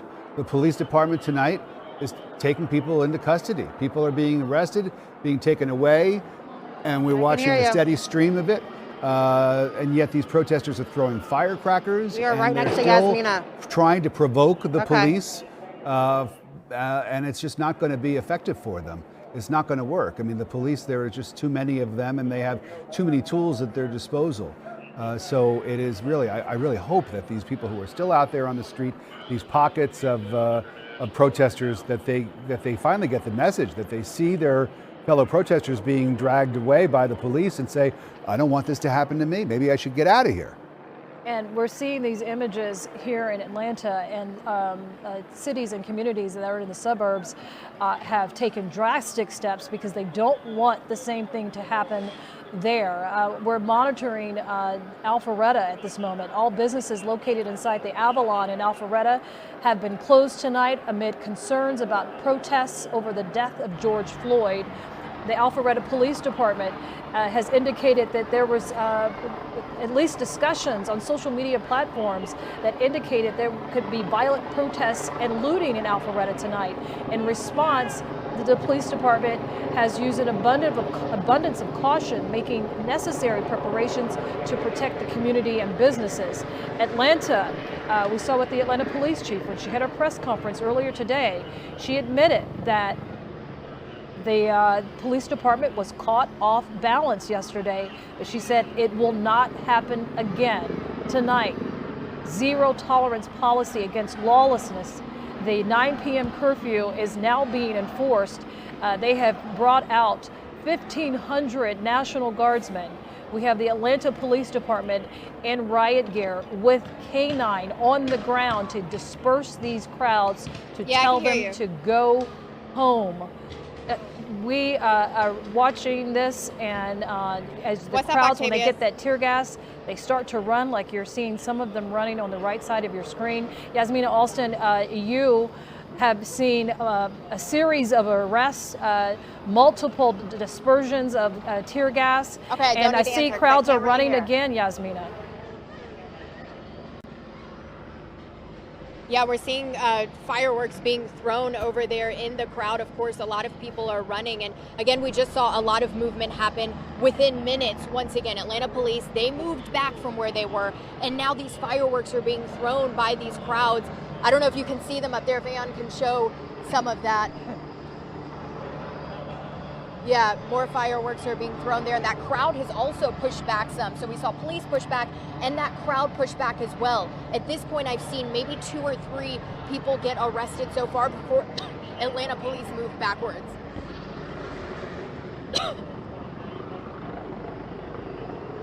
What our reporters on the field, I mean, the safety of our crews are imperative tonight, and they are on the front lines with the police officers, and they are getting some of the tear gas that the protesters are getting. We're going to let our reporters, Rick, breathe. Yes, let them breathe. If you've ever been around tear gas, what is these protesters are feeling are a burning sensation in the eyes, difficulty in breathing. That's why they run so fast, because once you inhale that into your lungs, it burns. You know, some of these scenes that we have watched play out over the last 20, 25 minutes or so, I have covered conflicts in the Middle East, and this reminds me more of that. This does not look like the streets of Atlanta. This looks like something out of the Middle East, with these clashes and these smoke bombs and fireworks being tossed back and forth between the police and the protesters. It is really just a very upsetting scene to watch, and you look at these young people who are engaging with the police, and you just really wonder what it is that they're trying to accomplish. Some of them with their heads covered, their faces covered, they're wearing masks, but they're now running away from the police. Ashley Thompson is back out, and Ashley, where are you right now? We are walking on William Street. This is where most of the demonstrators are going right now because of all of that tear gas and all of that commotion that continues to happen in that parking lot. So we are walking down William Street over here, and can we talk to you? We know you're out here. What are you doing out here? Protesting. Guys, come to our shot. Come to our shot. Come to our shot. Come to our shot. All right, what's Watch going your on? back, We see Aeon. police officer Come to there our shot. spraying, or it looks like something. There is a confrontation. Come to the with shot. maybe Come to the shot. Is that a Looks taser? like a taser. Yeah, it looks like a taser. We did not Hey, are see you what guys led at our up shot? to this. But here, Come clearly to our this shot. young man behind the Okay, wheel so has just been to give you a little tased. background, we were here on the scene. We turn around and we see several officers go up to the car and start breaking the glass. We're not sure what led up to this. There was a woman in the front passenger seat and a gentleman in the driver's seat. They're pulling him out now. A lot of now, of course, the crowd has caught on to what's happened. We have no idea what led to this. They flattened the tire, broke the glass to the car, and I hear what I believe to be a taser. So you can see this young woman is being arrested, was taken out of the car, and then on the other side, we've got the driver who is also being arrested and several officers around him. I have no idea what exactly led up to this. Yasmina, the Atlanta Police Department has just tweeted out some stats regarding their efforts with the promises of aggressive law enforcement. As of 8 p.m., the Atlanta Police Department says they have made 34 arrests, mainly along the Marietta Street corridor, with at least one of the arrestees being armed at the time of the arrest. The Atlanta Police Department has also received multiple reports of protesters being armed tonight. The Atlanta Police Department says that it is going to continue to keep the city safe, and they are enforcing the 9 p.m. curfew. It is in effect. We're going to continue to monitor more of what they have to say, but the city of Atlanta just tweeted that within the last minute. But we have been watching an escalation of efforts to get this last remnant that has been stubborn and not want to go home. We have heard the police use announcement systems to We're getting another let arrest. them hear that there was a curfew and to go home. And then We've got here we another go. arrest. Yasmina, there's another arrest. Did you see why he was arrested? This gentleman here, he came into the road, he was saying something, and then officers went over. National Guard is also over there, so now we've got another arrest currently happening. And then we had the two that we just saw in the car. In that situation, honestly, I have no idea how that came. So a lot going on now, and we're also seeing the crowd that was here before, they've dispersed because everyone saw that those arrests were starting to happen. And now we so see again, that. you're taking a live look at Yasmina, at that looks another like man who was arrested here. That looks like the man who was behind the wheel of that car, who was tased. He's now up. No. This is not. No. I don't This is believe a different. he was No, this is different definitely scene. a different guy. Okay, sorry about that came from the hotel across the street. They're moving that car now. There were two people in that car, a driver and a passenger. Yasmina, we're going to And now switch police are from moving you. that car that they were in. Yasmina, we're going to switch from you, and we're going to go to our Brittany Miller, who is also on the front line, where police are now successfully. It appears, Brittany, they have successfully dispersed the majority of even that small crowd that remained.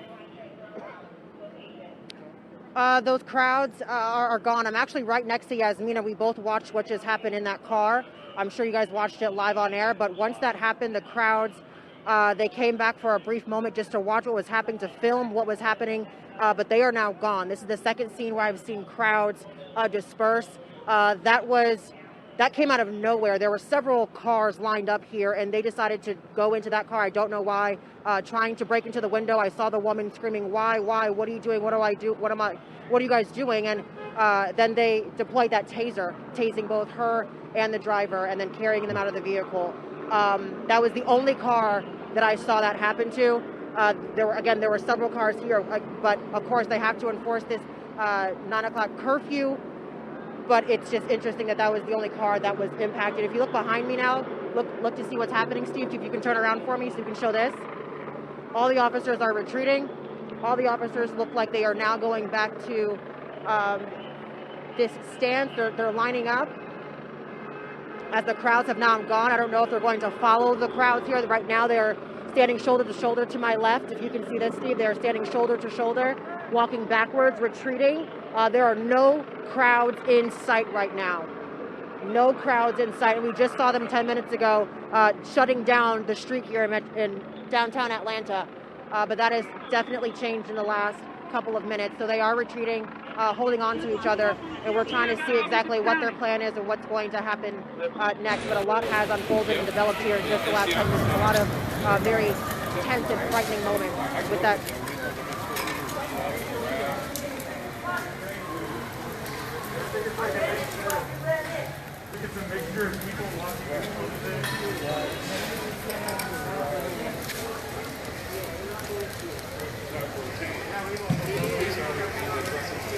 It is, yeah. And I see all the time split up, divide and conquer.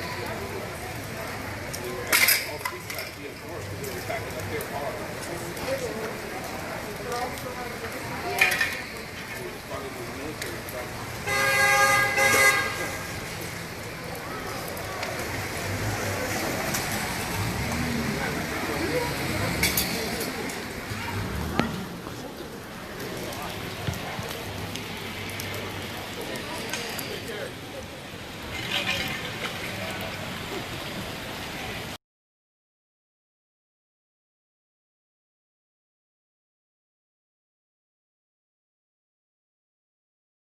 As there are just hundreds of people.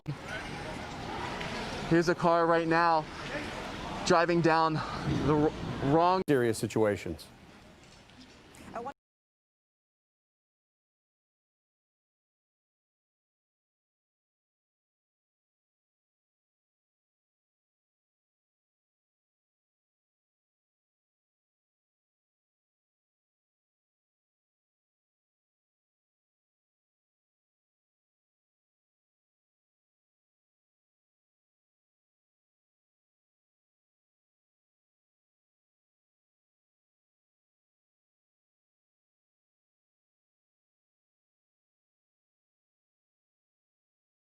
Fuck it. Just fuck it.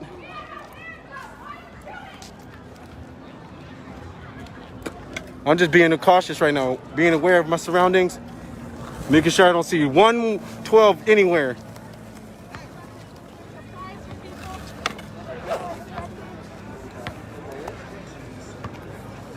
They want more control of us, right? They want to tell us what fucking goddamn tissue to use to wipe our ass. They want us to know what kind of water we should be drinking. They want us to know how much we should be breathing a day.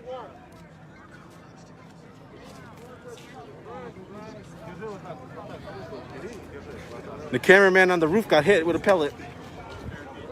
Oops, the guy that's up there. Where? That guy on the rooftop. Where? Let's see him. He's up there in the trees, if you can see him right there. What happened to him? They just said he got shot with a plastic pellet. You girl and man, be safe as well. CNN crew got taken away as well. So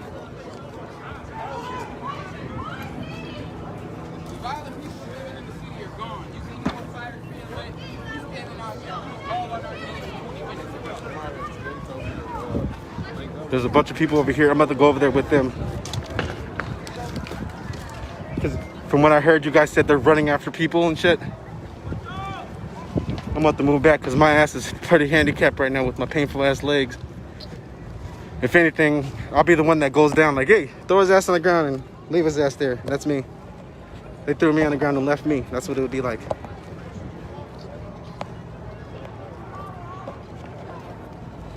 Right?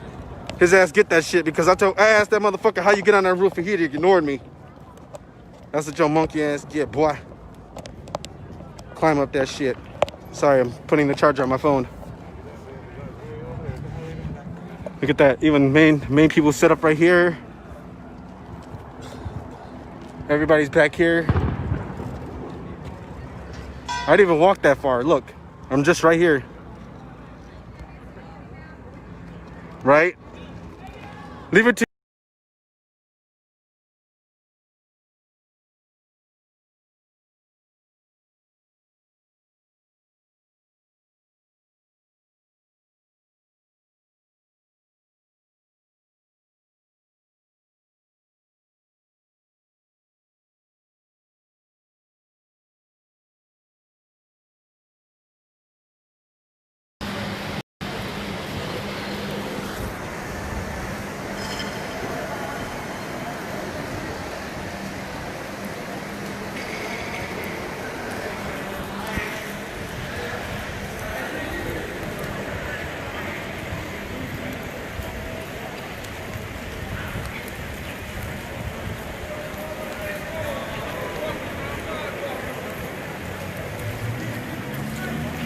It's a fire extinguisher.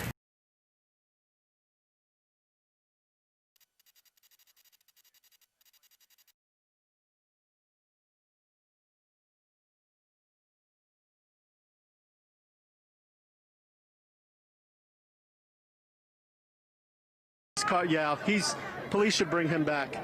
There you go. Well, okay. we had seen him. You see over his eye, he was hit with something. He has blood coming down the right side of his face. Not a happy guy, but that's his car right there. That's flipped upside down and lit up, and then he needed medical assistance as he was beat up here on the streets. Dan and Lori. Well, we saw a bow and crossbow as well in that he was carrying at the time. But not only that, we saw him handcuffed. So the police must have let him go because he's walking freely, as you can see right there. Alex, are you seeing, there's Matt Gephardt joining us now. And Matt, are you seeing any sign of any kind of buses or anything like that? Because if they're going to be hauling away people, they're going to need a lot of people, a lot of transportation to get everybody. We're 3 minutes away from curfew. We have not seen it. We have heard tell. There's a rumor flying around down here about it because a couple of protesters. But again, rumors aren't necessarily true. We heard protesters yelling earlier. Excuse me, please. We heard protesters yelling earlier that that there was tear gas being used, and that, of course, we later proved to not be true. And we heard so we've heard rumors that there may be buses on the way. We are, as you mentioned, Dan, we are about 3 minutes away from this curfew going into effect. And we've seen curfews go into effect before. But they begin to march again, hence the chant of "hands up, don't shoot." It is so interesting down here right now because on one hand it's incredibly tense. Where we're standing right here, it's incredibly tense. Police are having things hurled at them. Some of them are getting hurt and marched back to the back of that vehicle where Alex has that exclusive view and is able to see some of them going in there. But Cody, come here with me to the left. Over here, we've got people literally partying. So here's the car that was torched out. You just saw that gentleman who came through to talk about his car, and then they drugged him back again, of course. But over here we've got somebody. I thought another fire. I thought there'd been another car lit on fire or something. No, check this out. We got somebody back here just partying, just lit a couple of, it's getting very bohemian down here. So we're dancing, we're spinning things. Right above you, Cody, the National Guard is officially here, in case you had any question. That is a huge, well, I'm not very good at airships, but that is a National Guard, no question about it, airship that is now flying overhead. To the north, there's also a highway patrol. He's been up there for a long time now. He or she has been up there for a long time now. The crowd has thinned some, but it's also dispersed quite a bit. So they've taken it, and they've, as we heard as we heard Chief Burbank talking about, one of the strategies here is to kind of disperse the crowd. And so we have been kind of pushed into this area that is a little bit to the south. There's another group of people who've been pushed to an area that is a little bit to the west, and another group that's been pushed to the east. The only thing that we haven't seen is anybody pushed up the tracks line, which is where we saw that vandalism earlier, and that police officer's car, which was the first car flipped and lit on fire. By my watch, we are now officially in curfew. I've got 8 p.m. on my watch, so we are officially in curfew here. To answer Dan's question from a few minutes ago, no buses yet. I imagine you'll begin to start hearing announcements from the armored cars. That's usually the way these things go.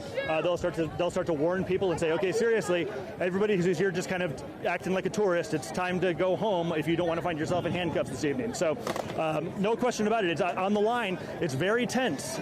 People are mad at police officers. People are mad at the media. People are throwing things at the police officers. Other people are defending police officers. It's kind of fascinating here with, just some polite conversations. Hey, sorry it's getting out of control like this. We just came down here because we don't think what happened to George Floyd was cool, but we're sorry that it's come to this. And so it is the entire gambit, no question about it, going down in downtown Salt Lake City tonight. But we are, by my watch, officially in curfew, and now is the time that the police officer said it would be hard enforced, and we heard Mayor Mendenhall say it was going to be hard enforced, and this is normally when they start rolling people in. As I say that, I now look across the street, Dan, and I see a new armored car across the way. I can't tell. Cody, are you able to tell the one with the flashy lights on it down there? Are you able to tell what that one's from? That doesn't look like the kind of thing that would haul away mass protesters. We saw this. This reminds me of the BLM protest, where hundreds of people marched and decided to lay down on the tracks lines in front of the federal courthouse. This goes back to the old federal courthouse days, and it was laying down in front of the old federal courthouse. And then finally they said, no, seriously. And I remember Chief Burbank walking into the crowd. I remember Chief Burbank. You just. All right, be careful, buddy. Careful. Our photographer just got run over by a motorcycle here, but I think it was an accident. That was an accident. Yeah, he's the one that stepped back. Okay, you were coming through, you're stepping back. It's chaotic. We wish you well. We wish you well. Have a good day. So anyway, our photographer, Cody, you all right, Cody? You all right? Cody got run over by a motorcycle there. He was walking backwards trying to stay with a live shot, and that happened, but it seems it was an accident. But a sign of how high tensions are, because that guy had some harsh eyes for our KSL photographer here. So anyway, I was saying that story about the BLM. So they laid down there, and then finally all but about, I don't know, maybe 25 people were left, and then the chief walked out and said, seriously, we'll take you to jail if you want to go to jail. And then they all just kind of hauled the people off to jail, and that was the end of that. What is this guy's name? His name, he's a KSL photographer. I'm not going to give it to you. I'm live on television. Stepped into me. Fair enough, fair enough. Yeah, I'm not going to be giving you his name. Yeah, all right. Thanks a lot. What's his name? I'm not going to tell you that, sir. Have a great day. All right, so let's walk over here for a minute, Cody, and get away from this guy. I believe I'm still live on TV. No, I think we're good. Sorry, that was tensions are high. There was a motorcyclist who was very not happy that our photographer, he says, stepped into him, although he was also going forward at the same time. But I suppose of all things considered, that is not the tensest thing that has happened down here today. We're now kind of over here on the west side of the street, working our way back up towards that police line, which has moved sporadically, although frankly not much. Matt, get parked there. We're going to go to Shara real quick. Shara, it's 8 o'clock. It's after 8 o'clock, 8:02 right now. 2 minutes after curfew. You noticing any difference?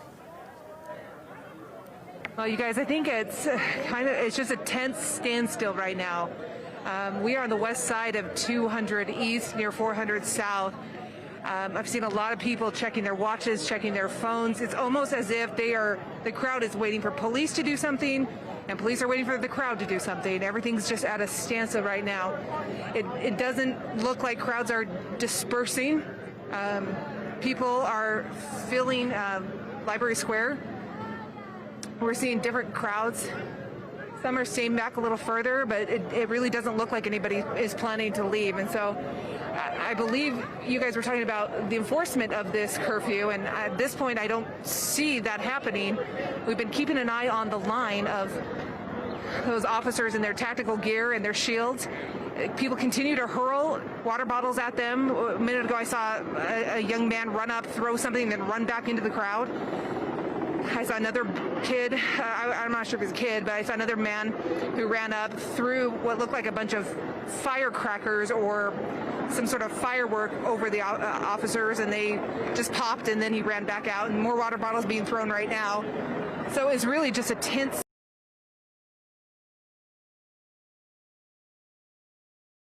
move first. This is really going to set things off. Dan and Lori? Yeah, Shara, I agree with you. It seems like there's just this moment where both sides are waiting and watching. We saw some more water bottles being thrown. You can see on the right hand of your screen some protesters walking toward the police. They've stopped, keeping a few feet away. But again, you can see the situation continues to unfold despite the curfew that now is in effect for Salt Lake City until 6 a.m. Monday.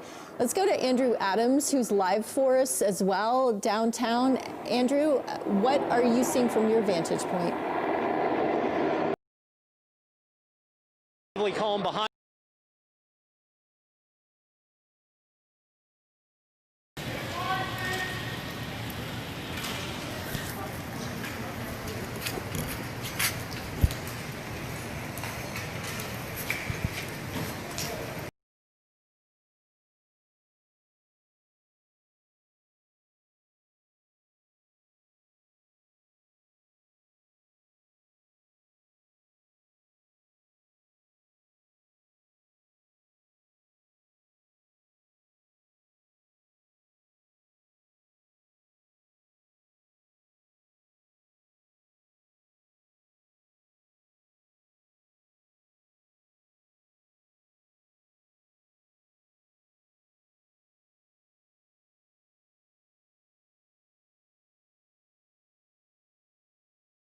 I gotta go.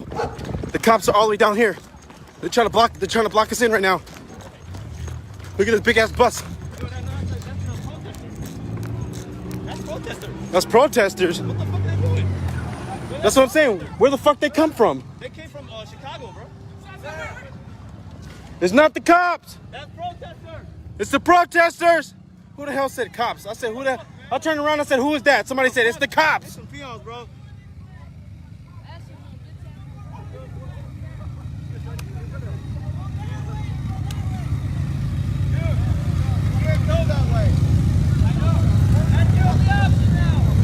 Go, go. It's that way or that way? I gotta go look. Holy shit, look at this. That's the way I gotta go to go home. Oh, yeah. Shit. I should have left. But fuck it. Huh? Someone live, bro. Oh yeah, I'm live. I'm giving them the information. Someone was lying about it. Yeah, someone said they were lying. The hell it was lying. I said, who is that down there? There's a group of people. There's no more road this way. The march is coming down this way. Either go straight or turn back. Go straight.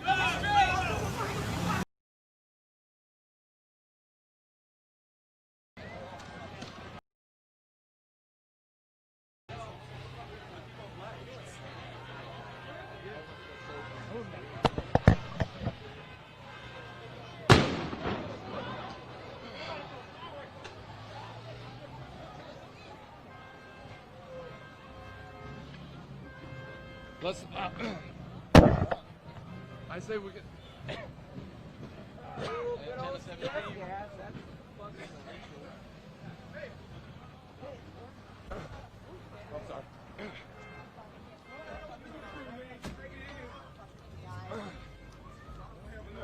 Sorry.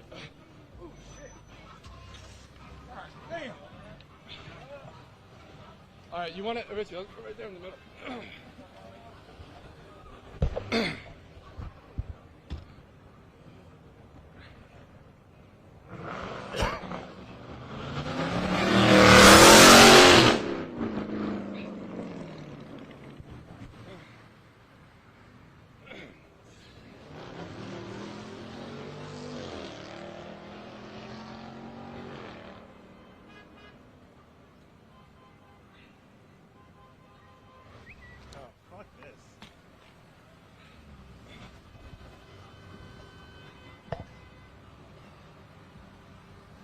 Hello.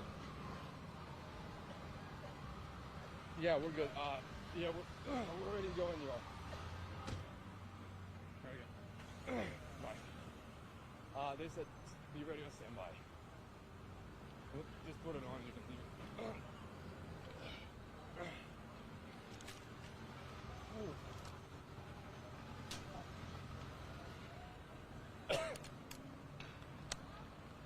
Turn the light on if you will.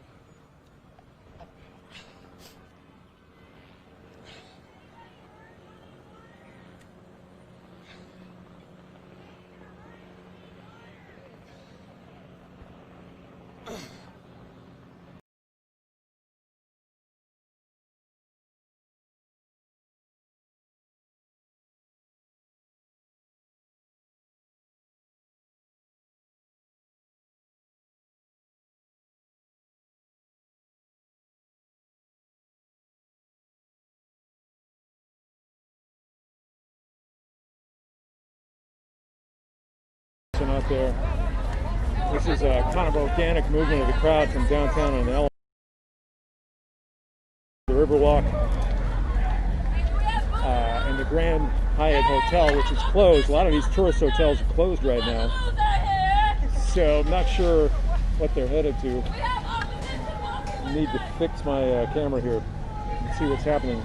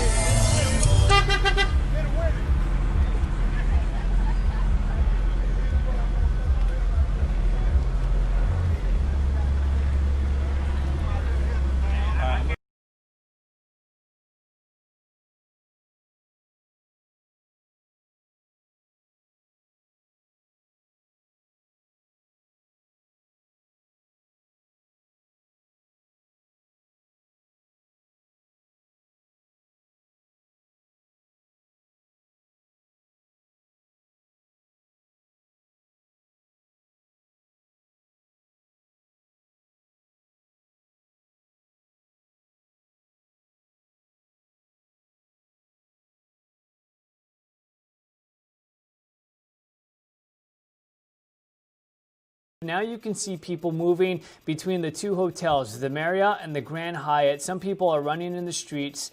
You can see some cars in the streets. Again, I assume a lot of those people from Alamo Plaza are here now, running through this street here. They're headed in the direction of the convention center. Again, they're passing the Grand Hyatt and Marriott right now. The River Center Mall is where all these people are walking by. And there you go. You can see some people, a few of them kind of, you know, running a little bit, people crossing the street. It's not clear where they are going, if they're trying to continue their protests and go into other parts of downtown San Antonio. Mariah, where are you guys located now? Actually, here near the station, we left as soon as things just appeared that they weren't going to get any better. Yeah, and we did see you witness a little bit of the tensions there earlier when you were on Facebook. I saw an officer had to shove some people back, and you were in the midst of that. We obviously want you guys to stay safe, and most importantly, we want the city to stay safe. We hope the city can continue to do everything peacefully as we continue to watch more people go through the streets of downtown. Again, this is closer to the convention center. It looks like this is on the other side of the River Center Mall, by the Marriott, one of the Marriott hotels down there. Again, people are continuing to walk the streets of San Antonio. Every now and then you'll see some people run about, but this is headed, I believe it looks like they're headed back toward the heart of downtown, kind of toward Alamo Plaza. Again, we've been watching a large gathering at Alamo Plaza. You've got two groups, the main group of protesters who are out here protesting the tragic death of George Floyd. Also at Alamo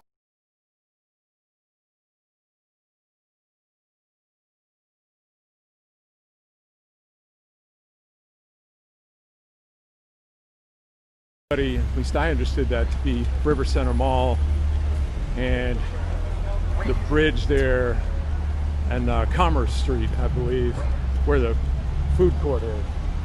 But they taken down south now. We're on Market by the Hyatt, by Convention Center, and it seems like they're going to be turning around back toward River Center Mall. Traffic down here has also been pretty intense. Some of the people have left. Yep. That's apparently one of the guys with the This is Texas Task Force. Again, if you're just joining us live now, yes it is. Are you on Facebook? No, but that's weird. What do you think? So I work for the news.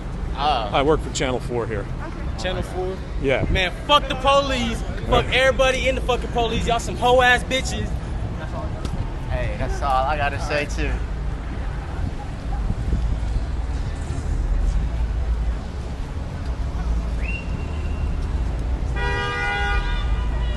Well, anyway, yeah, it looks like everybody is heading back toward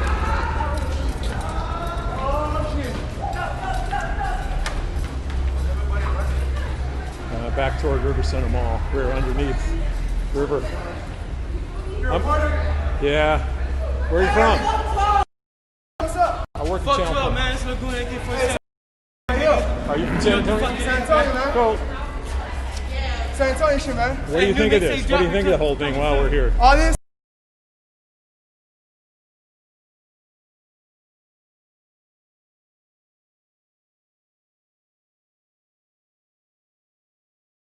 Asking about. Go ahead, back up.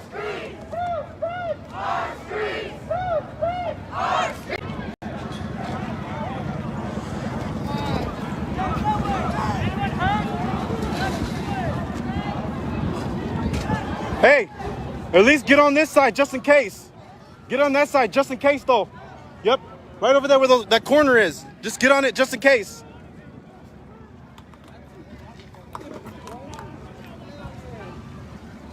Yeah, see? You see where that car's going? Just stay there just in case. Trying to help direct traffic.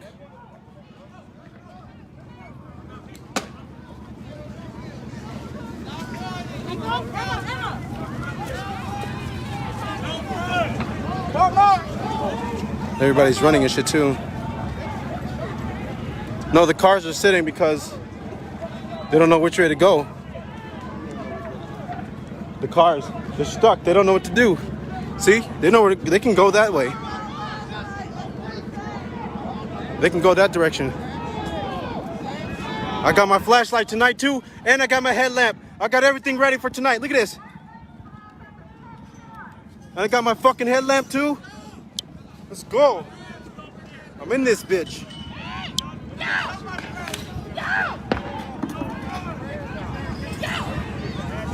Hell yeah, sub to my YouTube channel, please.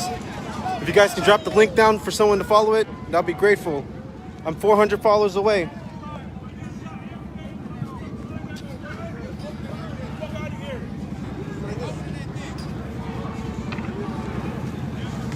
Hell yeah, I got wire cutters. We got a fire extinguisher.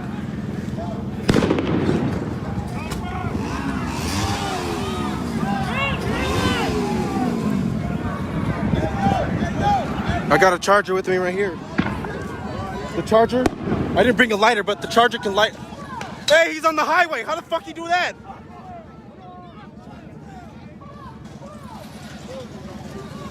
I should get on top of that roof and hide, right?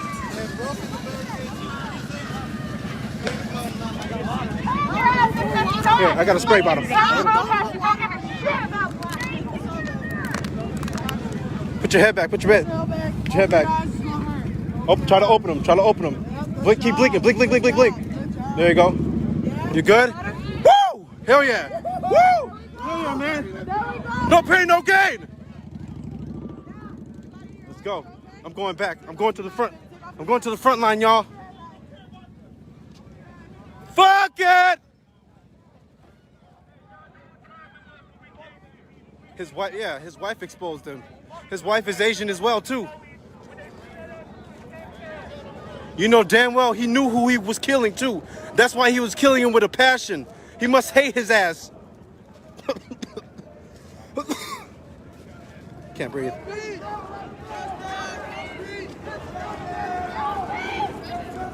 Keep moving up!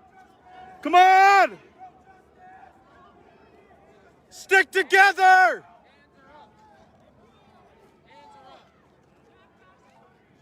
No justice, no peace! Hands up! Hands up!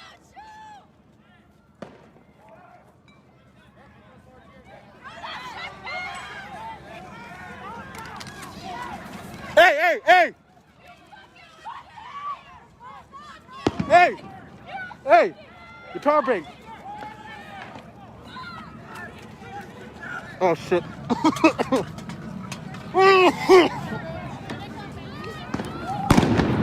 Oh shit. Gotta go, y'all. Hey,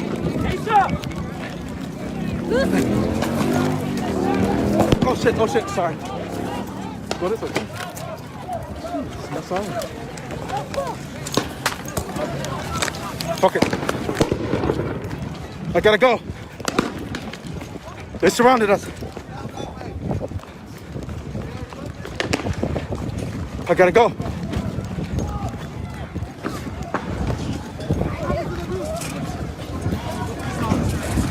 I hope you're still my friend, man. Fuck you.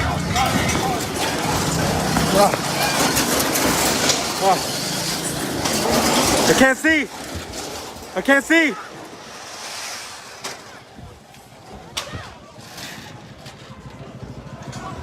I'm going.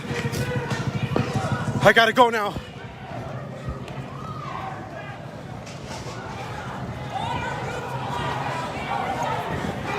Apologize, y'all, but I gotta go. Let's go!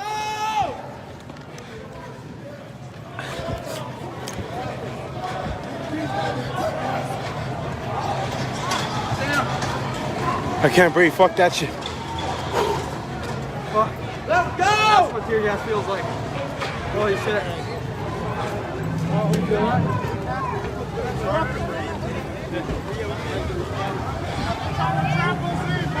They're trying to trap us in. We gotta go. Gotta go.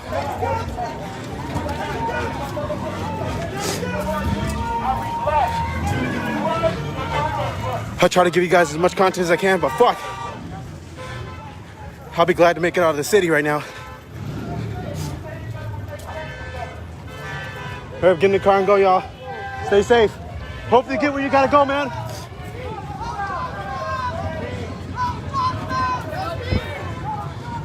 Holy shit. You know definitely it's about to go down worse tomorrow, watch. We were sitting down and they started tear gassing us. It's done. We back here tomorrow. For you guys that's watching, girls at home watching, I know y'all saw that unfold. As soon as I said mainstream media is coming, they showed up, the cops showed up.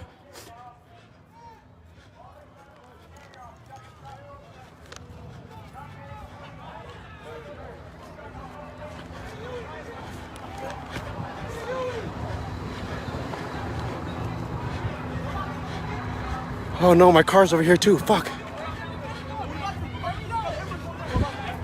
Is that the police over there? Right there? Fuck, my car's right there. For real? Yeah. All right, I'm gonna try to go through this backyard. Fuck. The cops are over there, my car's over there. I'll go up a block.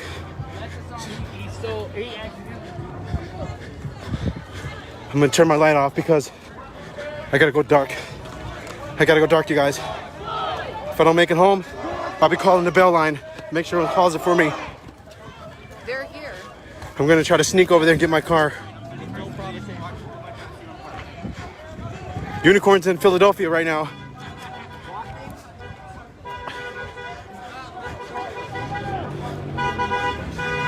I gotta go. Let's see if I make it to my car peacefully. Taking off this mask is burning my throat.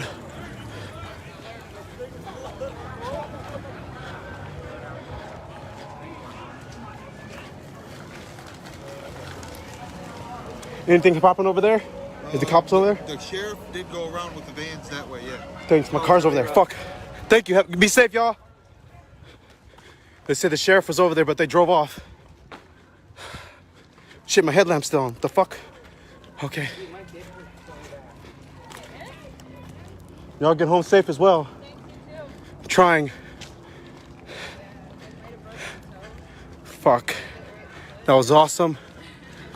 Exactly what I said was gonna happen. I said, I don't know why I'm doing this again. Why am I being so fucking stupid? Guess my name is Stupid Ass Kid Drift, right?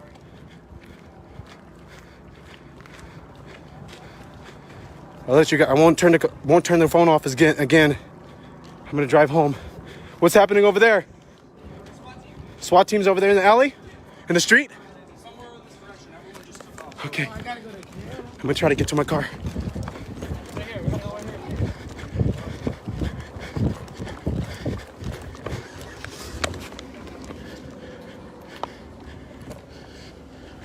Okay, shh. I'm gonna creep.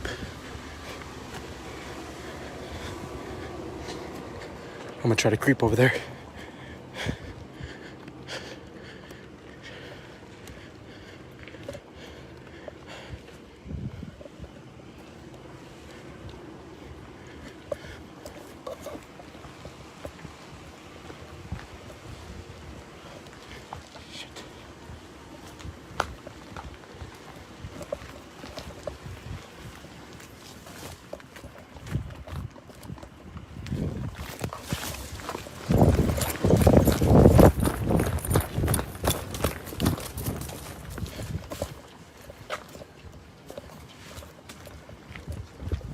Fuck.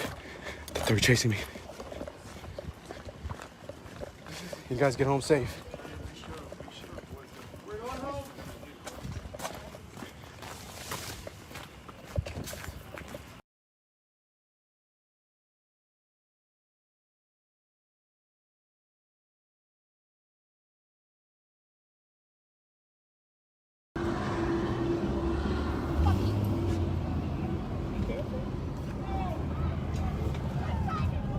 I should run you over, stupid. Sean. Oh. We need to find another parking spot. I refuse to leave. But I'm not gonna get shot. Y'all, It's definitely, I would not suggest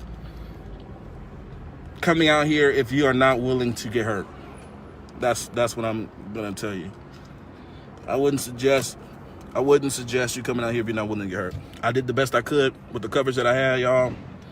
I'm definitely gonna ride around this corner to see if I can get another angle. Where's the charger? Oh, the charger. Violence never wins. Well, sometimes violence speaks louder than words, and that's a sad reality.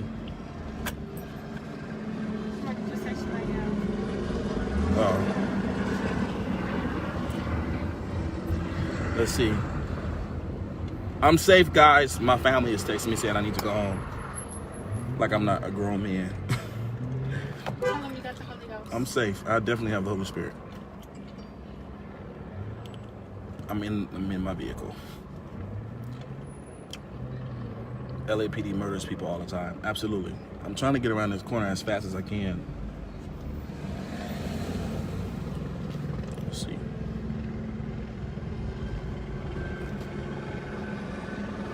That was surreal.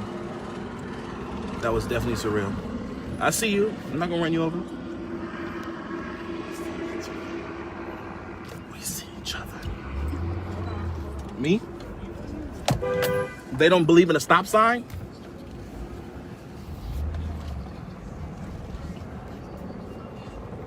She just kept going.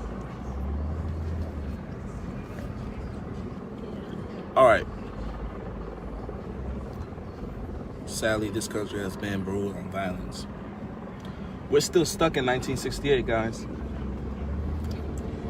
Imagine we're in 2020, stuck in 1968. Stuck in the era of Dr. King, stuck in the era of Malcolm X, stuck in the era of Rosa Parks. We're still stuck. A lot of y'all can't believe that we still had a president that was black.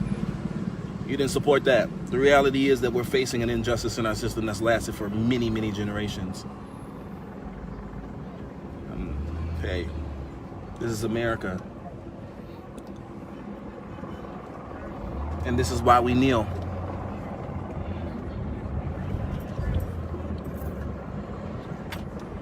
No more blood on the street.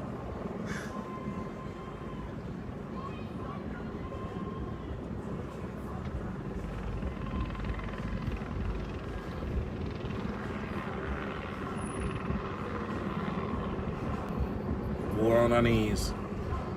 They hate to see war on our knees, but they really hate to see war in your hands. And that's a sad reality. It's now transferred from war on your knees to war on your hands. I believe that your weapon can be your tongue, but a lot of times it's not lethal enough according to LAPD.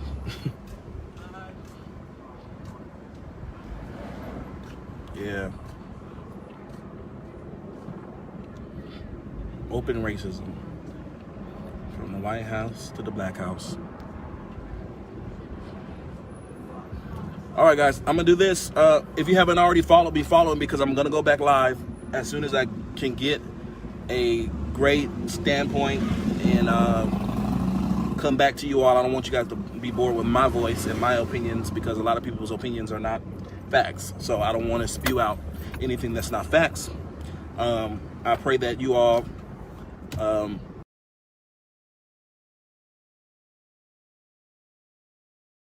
going up and down there. So we're just taking a look around, trying to see if there's anything out of the ordinary as police continue to respond to the protests here in Salt Lake City, guys. Does it look like, Matt, that this is pretty much where all the protesters have gathered now? It doesn't appear that there's any more protesters. I don't even know if you guys have flown over the Capitol or not. Is there any other groups of people in other locations, or do you know that?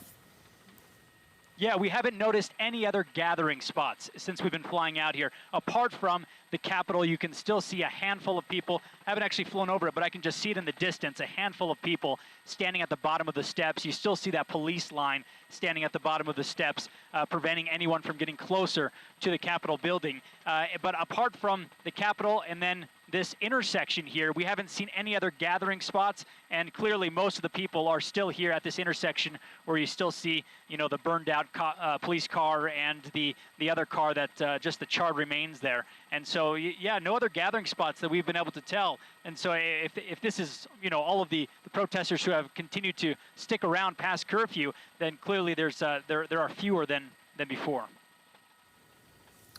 All right, Matt Rascone right now live for us in Chopper 5. Thank you, with a bird's eye view of kind of the situation. But it is now 32 minutes after the hour, 32 minutes after the curfew went into effect, and still no sign of protesters leaving or going anywhere. They see that they're pretty much still gathered there. Let's go live on the ground there to Andrew Adams.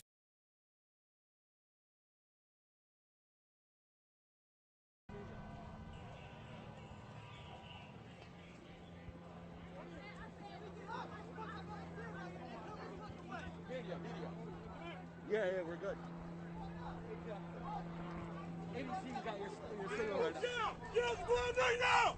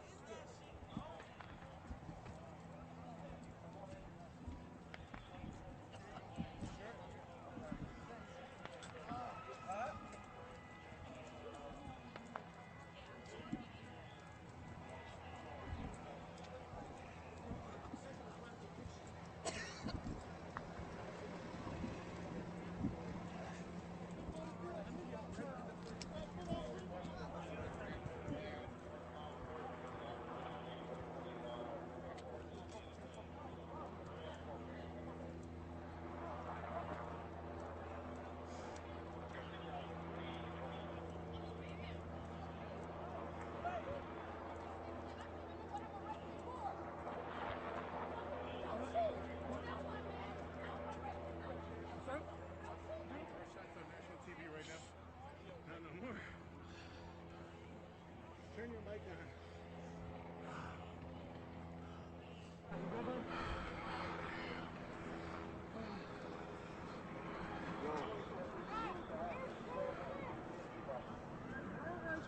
All right, we can hear you guys. Several people just taken into custody in downtown Detroit, right outside of headquarters.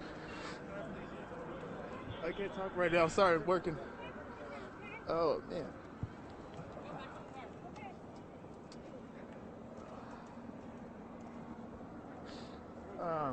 Okay. Trying to get our focus here as tear gas was deployed, and as you can imagine, everybody dispersed pretty quick there. Yeah. So we're all just trying to get our.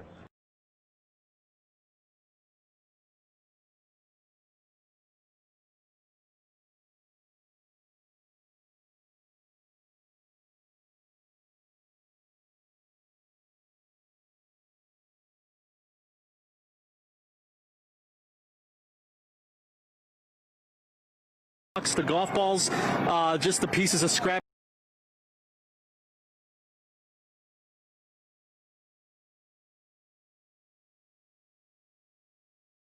Anything people can find, that has been constant pretty much all day long over here. Now you have some people jumping up on a police car over here.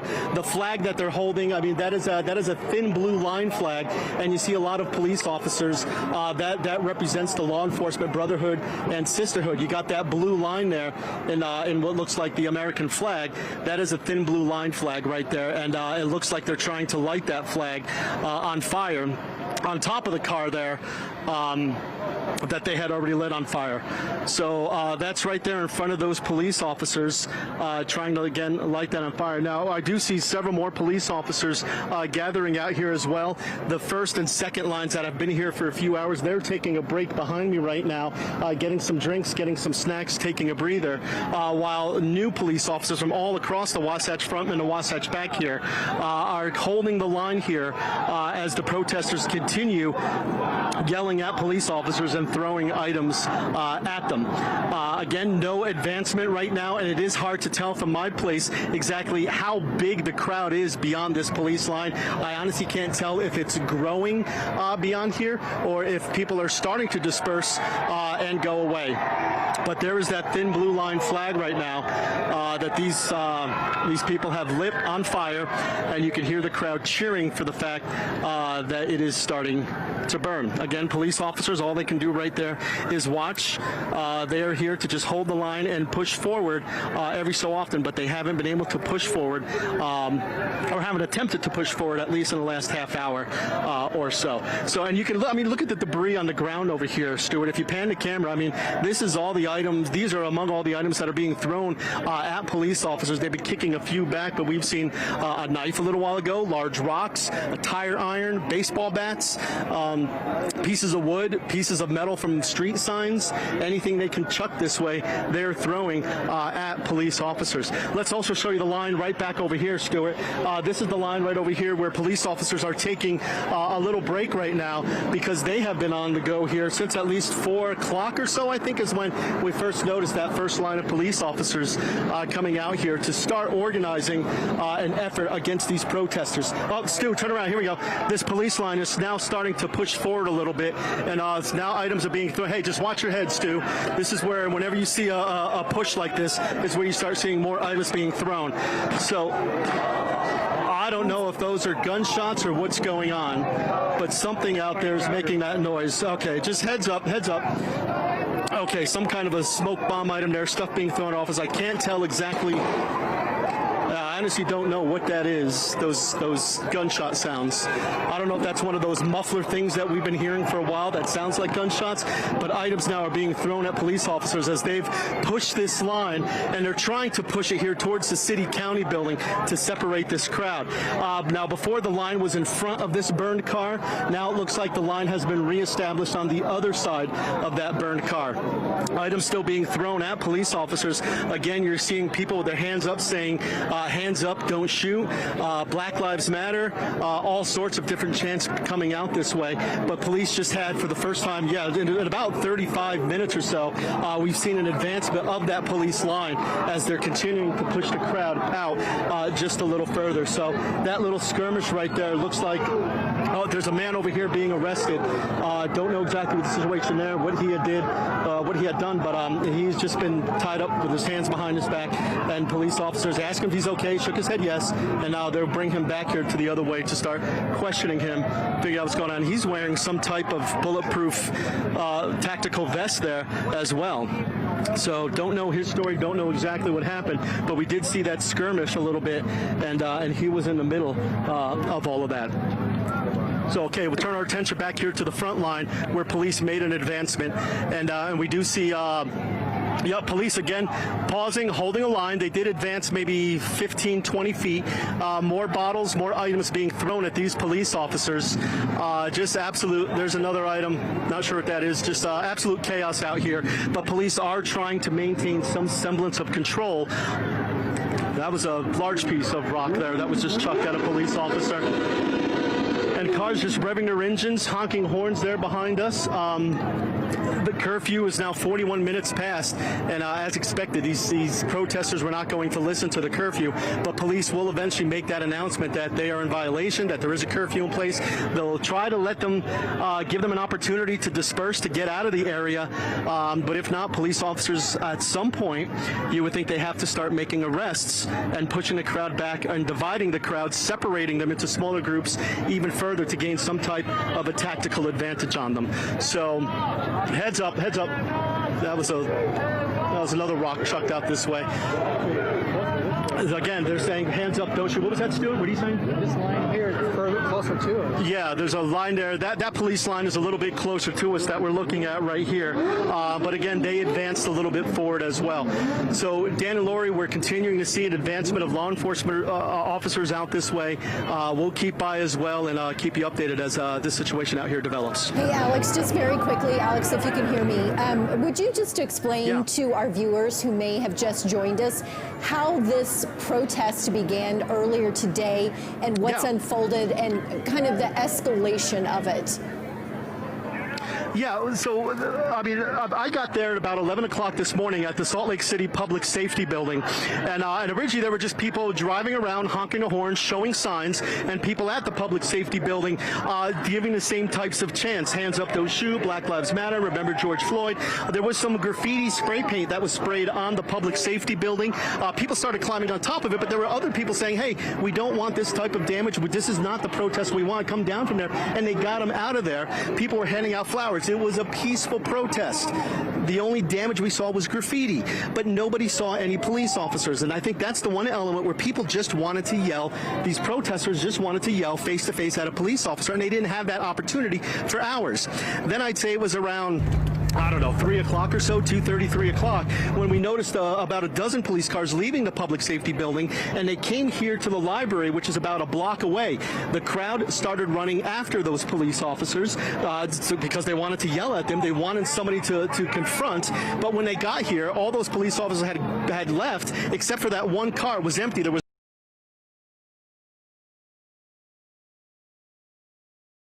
another loud boom. We were down there when this was going down, and we had to back up pretty far because of that tear gas.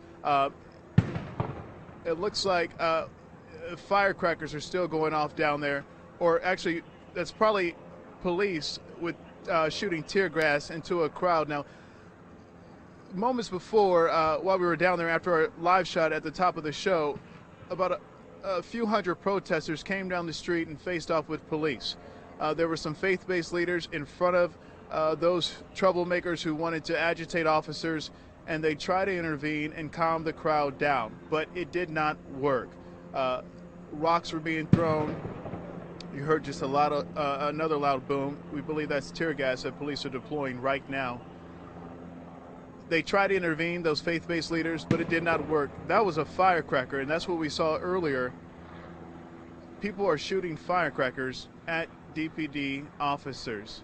Some of these protesters are wreaking havoc right now down here. There is unrest down here in downtown Detroit at this moment right now. So police are trying to get a handle on the situation down here. Hundreds of protesters were down here to face off with police. They try to stop them from moving any further in front of DPD headquarters. When things got out of control, again, there was tear gas was deployed. My coworker just told me that there's a fire down there that he's looking at right now. We can't get that far because of the tear gas is pushing us back right now. So we'll try to get closer to the scene to see what's going on. It appears that crowd, though, has dispersed at this moment.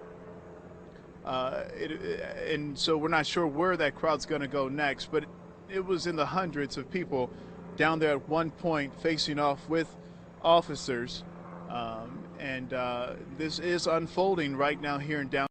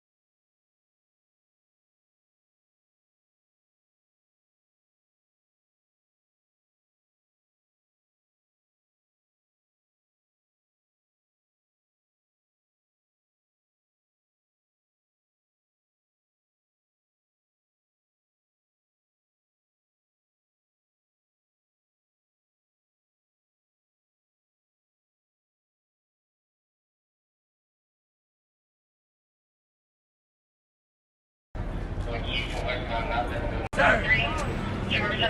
For the wrong reasons. Y'all think y'all are doing the right thing. We all gonna fucking lock up black men and women and kill them. I know it's not y'all. I get it. It's not y'all.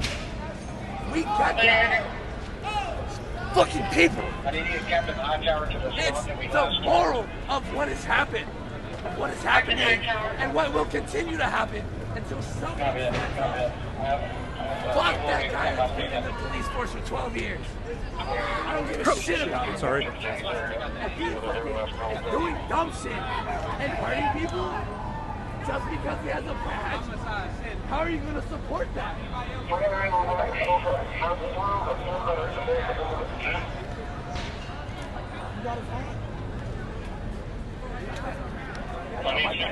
South of Alamo, they're inside the stores there. They're coming out with, looks like a Western store.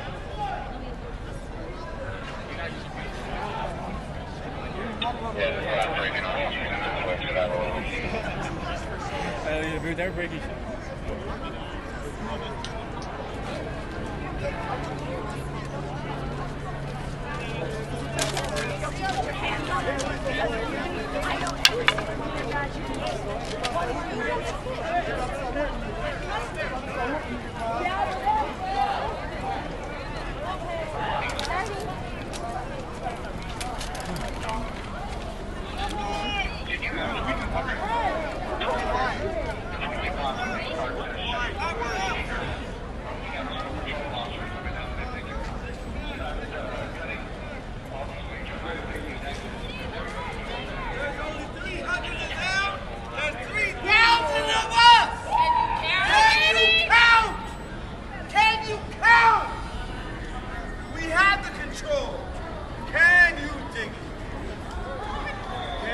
Anybody's been arrested yet that you know of? There was one girl for having What? smashed a few windows down that street for it.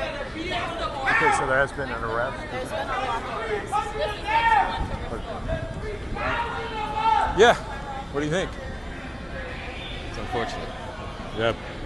I think so too. Thanks. It's interesting now as I head back down to our old station where we're going to stage a live shot. If you know San Antonio, St. Mary's and Navarro, I'm going to head through Travis Park, which is where this started at about 5 o'clock. And now, close to 5 hours later, still some of it's going on. They're pressing everyone out. They weren't doing anything. Kind of explaining it to each other. And I'm going to show you what's going on in Alamo Plaza. I'm sorry, in Travis Park. Started generally peaceful, very peacefully, Travis Park. Not sure how many was there. I was over in Alamo Plaza at the time, but I'm told there were several thousand possibly in Travis Park, at least over the 2 hours that they were at Travis Park. And then it moved to the police station on the west side of San Antonio. And then that's a good mile and a half away from here, the way they went, because they went down south and then across. So they went there, were there for a time, came back to Travis Park, were there for a time, and then when they headed over toward the Alamo, they went over in different groups, say groups of several hundred at a time, not anything organized, because that's the way it happened. Because some didn't get to the police station anyway. They moved across, and just within the past, say, hour and a half is when things got a little more confrontational. You saw some of the rocks and bottles of police in the gear, the riot gear, making sure that people were off the plaza. They just pushed everybody back from the Alamo property.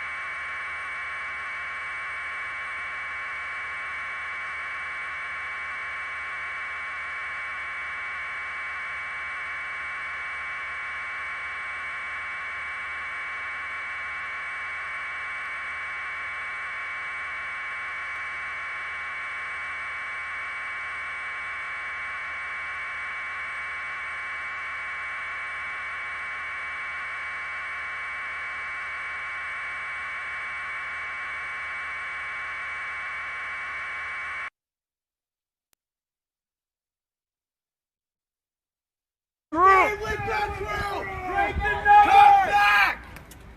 We're up for the. He's really here.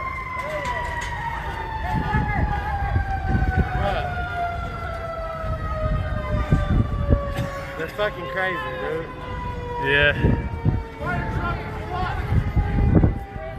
I think I got shit on my lens. Let me clear that off.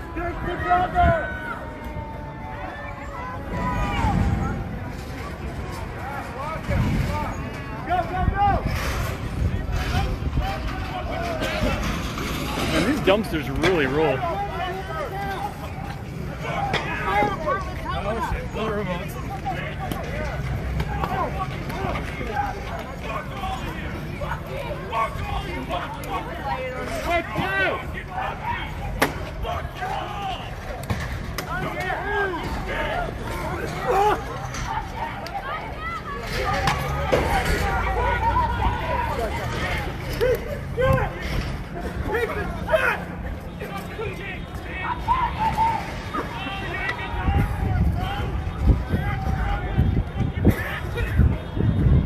Oh man, this car is not going the right way. This is not the time to drop through here.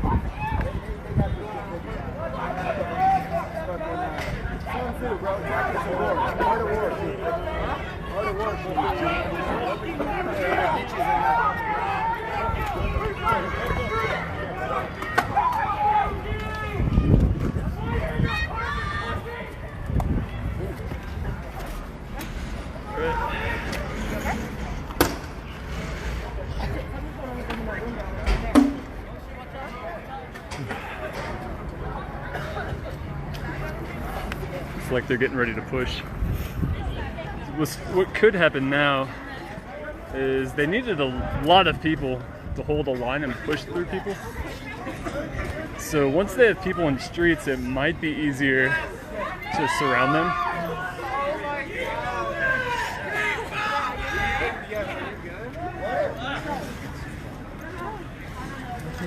The good news is that we're currently heading east and we're going towards my house.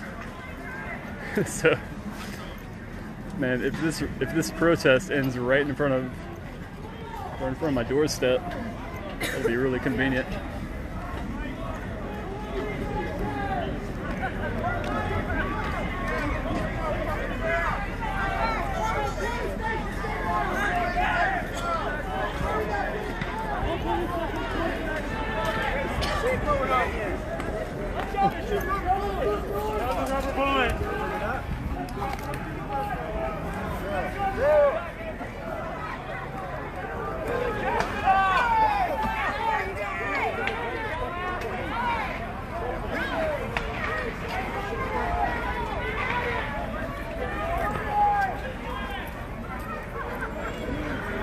Oh man, actually I want to go back.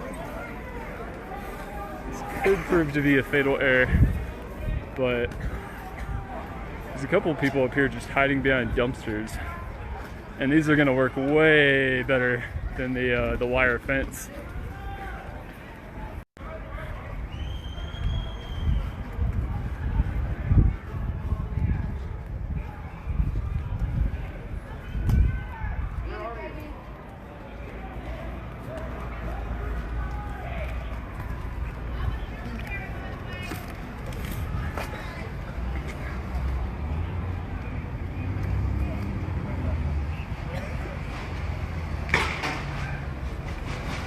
How are they still letting traffic through? I don't understand that at all.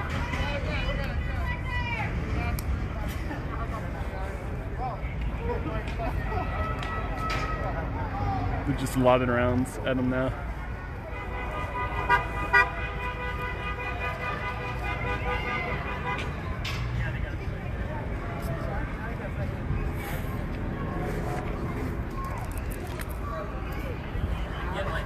Alright, and it seems like the line is still here at this intersection behind me. If that falls back though, then I'm definitely falling back.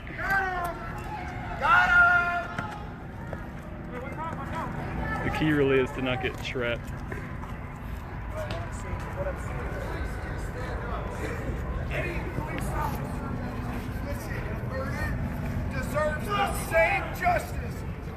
the murderer had.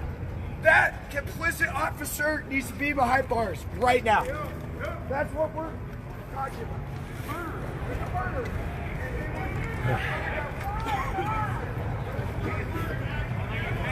Man, I should have brought a Go-Gurt. Some snacks. We should have had water. Fuck yeah.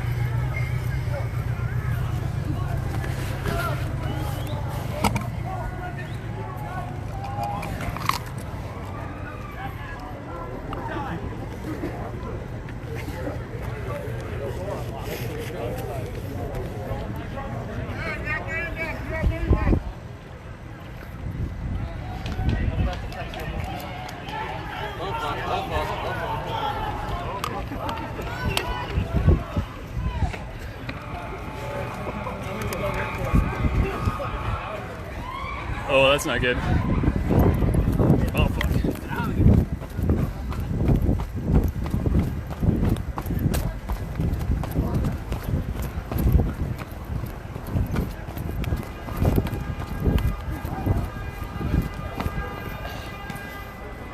Oh, man. That was a little scary.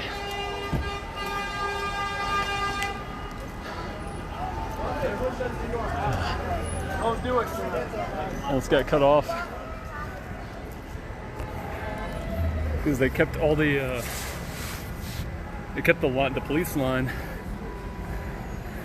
on the intersection across, and now it looks like they're just trying to come through and split up people. And there's a. Let's go. All right, where's the other group? Where's that other group? Everyone hold here. Let's go. Let's go.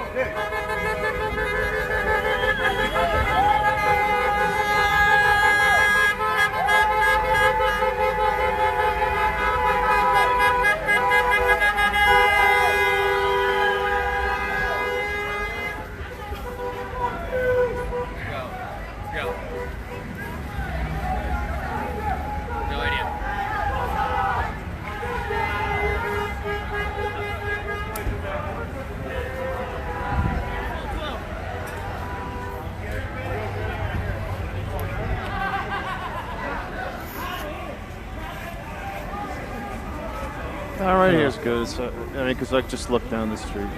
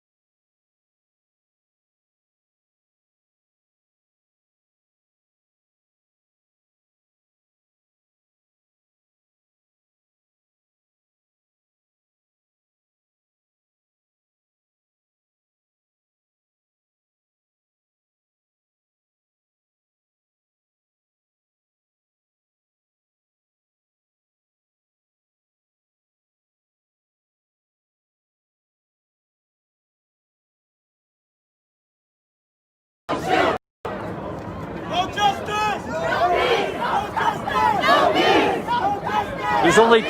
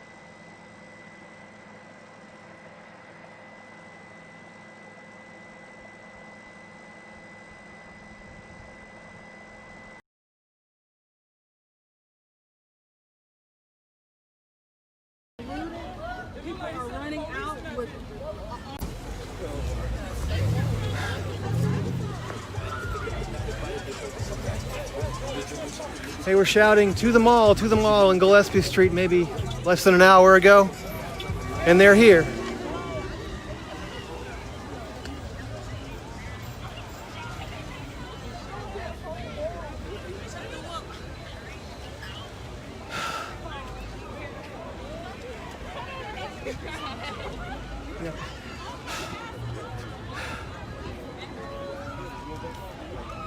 You try going this way?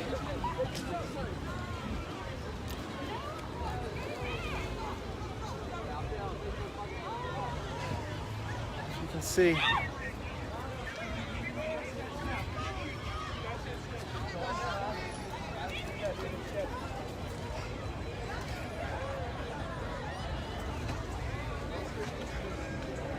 I can't say I've ever seen anything in person like this in my life.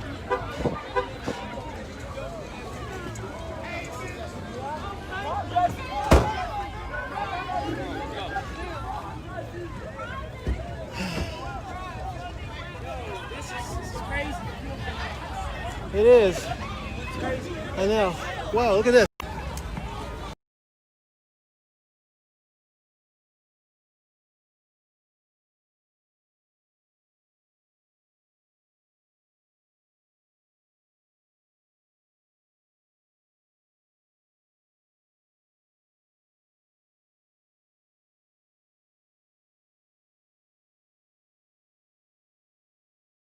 We believe it was a dumpster fire. It's the alley there. Batting the tear gas back at the police with tennis rackets, throwing water bottles, throwing stones. Now, Leanne, I want to go back to you to get another look at what's going on there. Justin, thank you for that. You're looking live there at a police line, the Kent County Sheriff's Department, among the officers taking up a posture there at the scene. We do want to go live now to the phone. Clay Jackson, the president of the Grand Rapids chapter of the NAACP, the National Association of the Advancement of Colored People, is with us on the phone. Clay, thank you for taking some time this evening. I imagine that you're seeing the images. Your reaction to what we're seeing unfold here? Yeah, you know, this is a sad and horrific state of affairs tonight that we're experiencing in our city. And I just want to encourage all of the protesters who are out there to stop. This is not the way that we get issues solved, period. Just stop. It's not about destroying property or trying to harm somebody else. This is not the way we do it. The fight is not won on the street. I say that time and time again. This is a sad state of affairs, and I'm just encouraging all of the folks who are out there to stop it immediately. And then we'll handle this in another way. We will handle this in another way. And I have to say, Leon, I was down there today to support organizers of the protest, and it was peaceful. It was. I think it was peaceful considering the circumstances and the situation. And I was down there for several hours. I did have some concerns that once it got night, if there were going to be some agitators that really don't have the interest of the community that was trying to start something like this. So that really was my concern. But this is a sad state of affairs for the city of Grand Rapids, and not only city of Grand Rapids and the county of Kent, but across America. And we can do better, and we have to do better. This is a wake-up call for all of us. This is a wake-up call. This is what I have been fighting for the last 5-8 years to prevent. This is what I have in the NAACP and other organizations like Link and the Urban League and the Micah Center and the Hispanic Center has been fighting for to prevent. Mm-hmm. So I'm hopeful that we will all be able to come to the table as quote-unquote leaders in this city and in this county and in this state to address the issues that are that have not been addressed. Quite honestly, the disparities that have not been addressed. Clee, there's certainly a segment of the population and perhaps some of the folks who we see still standing out there that feel that this is the way to get the attention.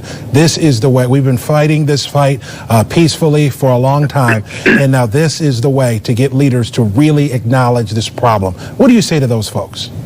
Absolutely. And like I said earlier, and I say all the time, I tell our young folks and our youth council who are dynamic, I said, you know, you don't fight your fight on the street, you will never win.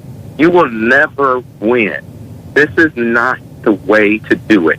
The way to do it is to vote at the ballot box.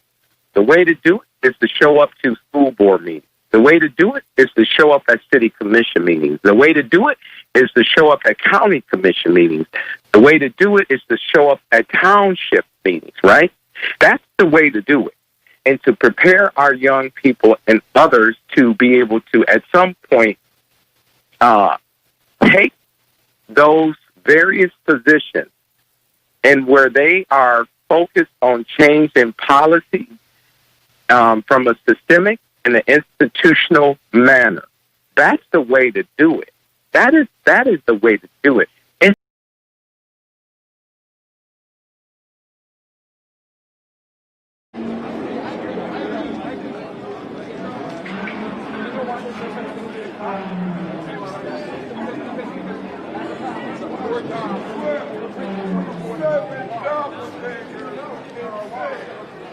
Tony, where you at, brother?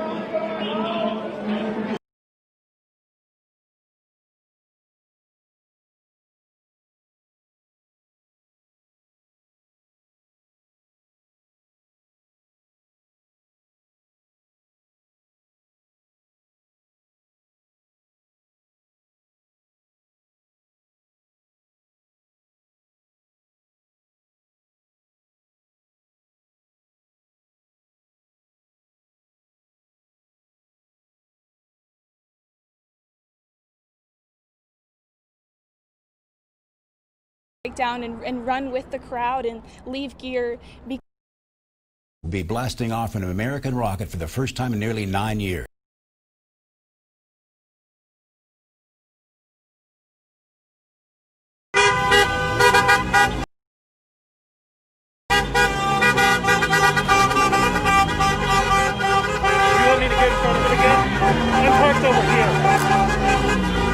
They're going to the Capitol, right? I don't know. I'm going to go that way.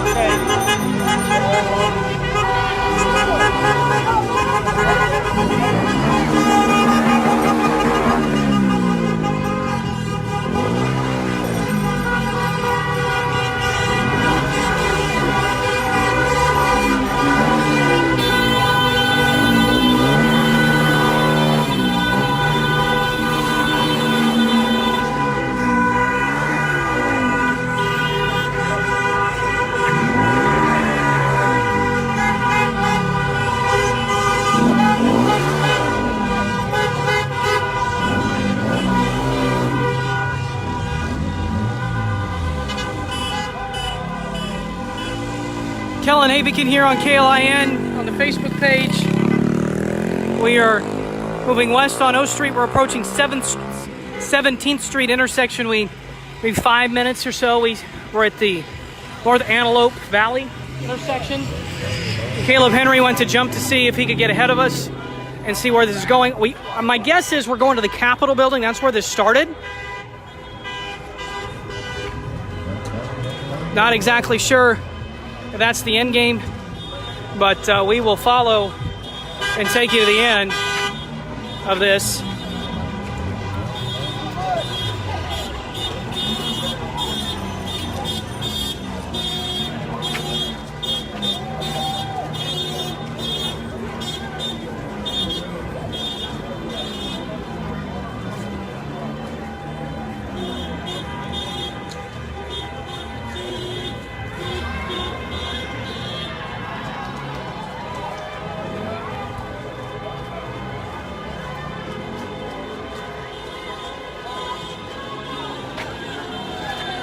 Here we're coming to another intersection.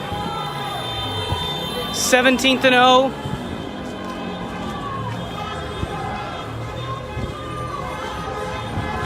Slow down a little bit. There's not much traffic east and west now on O Street.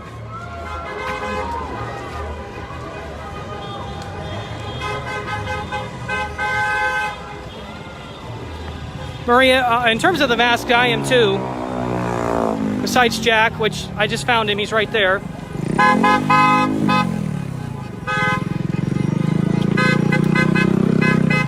What's up, strangers?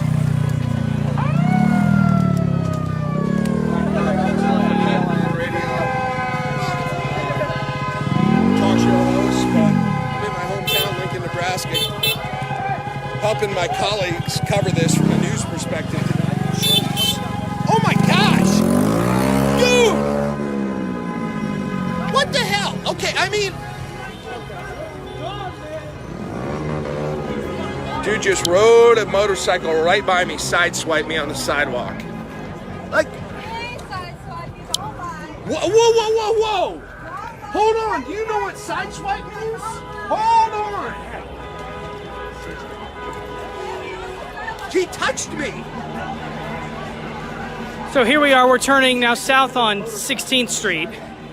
And there's the Capitol there. I assume that that's where we're going. Now remember, at the very beginning of this, LPD has barricaded the Capitol streets around the Capitol, at least on the north side. I don't know, we'll find out when we turn the corner. Doesn't look like there are barricades at this, so we'll see as we approach the Capitol building.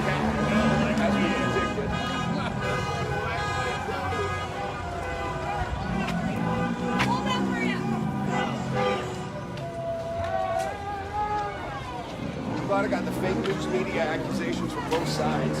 Hi, Jack, don't worry, I've gotten liberal fake news from both sides on here too. I got it not only from the right, but from the protesters out here. So these protesters, they're not close enough to me to be called sideswipe.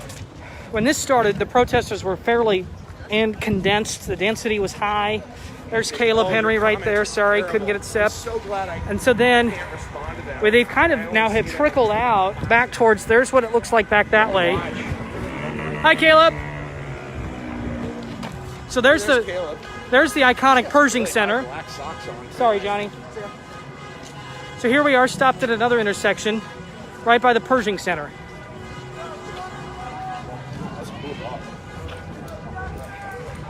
All right, what do we got? You are not sure. That's. Check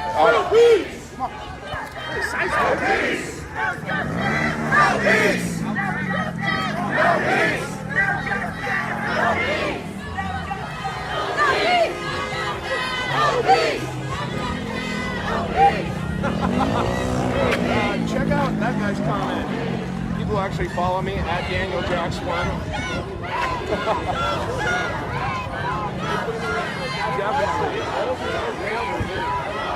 The thing that definitely helps is stereotyping people based on single things. That's what we've learned from all of this. Going by the Pershing Center. Pershing soon become the new city library, Kellen. Any thoughts on that? Do I have any thoughts on that? It's too early to have thoughts on that one, Jack. Hey, I'm all for anything that maybe is not government services. How's that? Pershing Center's right to our right, this building right here. There's the parking garage. And in the top left of your screen, that's obviously the Capitol building. I know you guys aren't idiots, I don't have to tell you that. Remember, I'm interested to see what this turns out when we get closer to the Capitol, because the streets, when this was started, these streets around the Capitol were barricaded, at least on the north side. So we will see what that is like when we get up here. We're about a block and a half away. I don't know, Jack, you tell me. I feel like we've got to build it. We're building to an anticipation point. Yeah, I assume we're ending at the Capitol here. I hope you have a car around here somewhere. Well, it's at 11th. Well, I'm not going to tell everybody where the car is, so. Bad idea. But it is somewhere.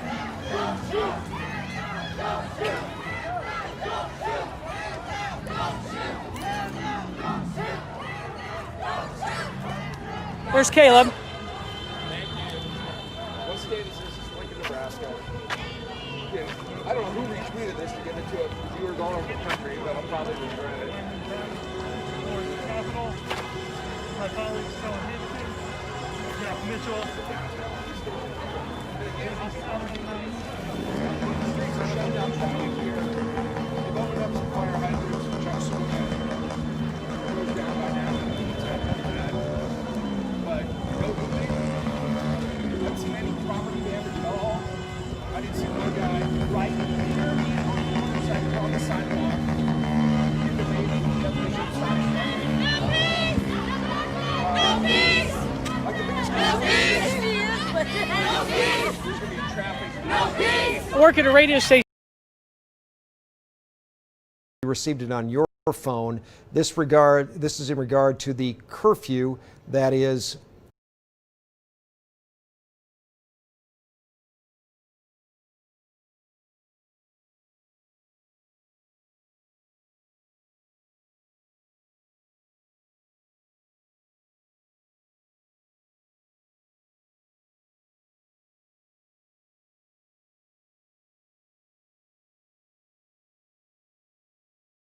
to stay over warm water, so we'll have to see if this disturbance continues to organize, but still a lot of question marks with the system.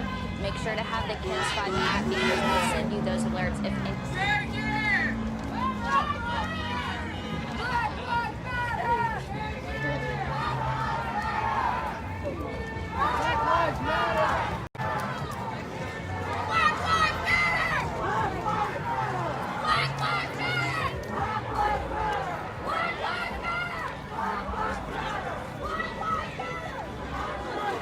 and still more as we wait at an intersection for a minute. A few cars trying to join this direction as well.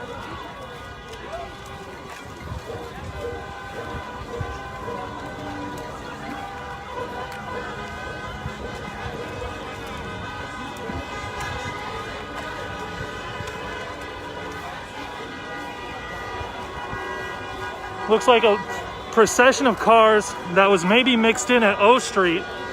If you can see back in this area, following the procession as well.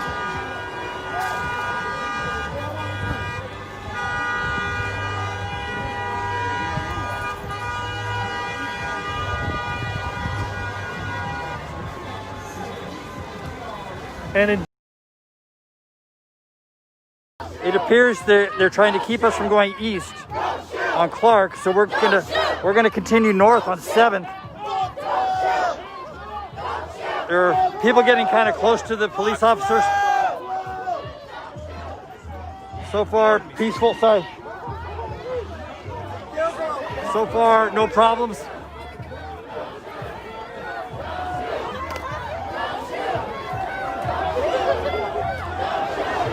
Some people are continuing north on 7th. Some are staying here to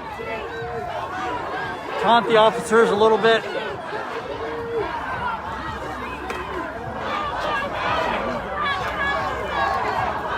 Yes, this has been peaceful. I haven't been everywhere, but I haven't seen, oh geez, there's a cop coming. Oh my gosh. A lot of officers are arriving here. This does not look good. There's several officers with riot helmets, some in full riot gear, that have arrived at this intersection. We're at 7th and Clark. Nothing's happened at all. I feel a lot of tension in the air. There's more police officers coming from the south. We're on the corner of 7th and Clark.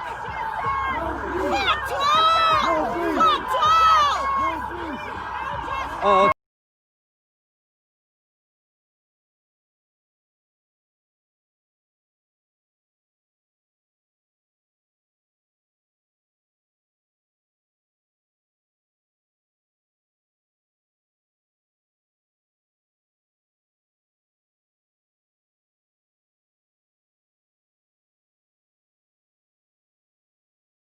another explosion in downtown Grand Rapids connected to this situation.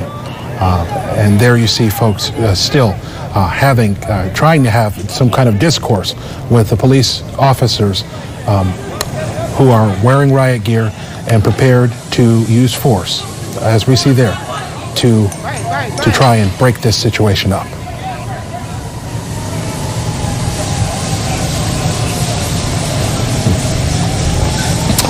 As we watch another tear gas canister exploding there in the middle of the street, we do want to go live to our reporter who has led our coverage on this from the field. Jacqueline Francis, you've watched this unfold all evening long, from 6 o'clock in the evening, where this seemed like it would be something of a protest like you may have covered before, to something like none of us have seen before here in Grand Rapids. Jacqueline.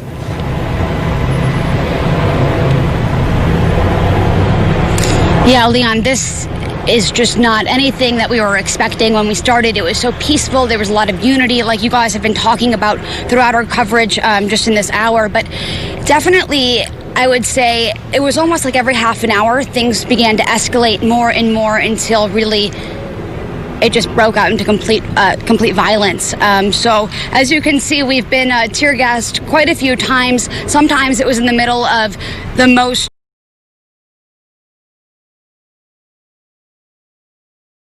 First 2 days, I saw all of mini. These people right here, they're cats in water. They were just saying, and then we got the outsiders coming in, and we all know about the outsiders. Everybody here knows about the outsiders, and they're making it look worse than it is. You know, my man, they're making it look worse than it is. He's the one. Were you the one with the video the other day? Yep, that's you. That's you. He actually helped. He helped realize what was actually going on. And I'm glad you had that video, because I have that video all over the world now. Yep. You know? Yeah, there was there was like 7 white men that were breaking into a building.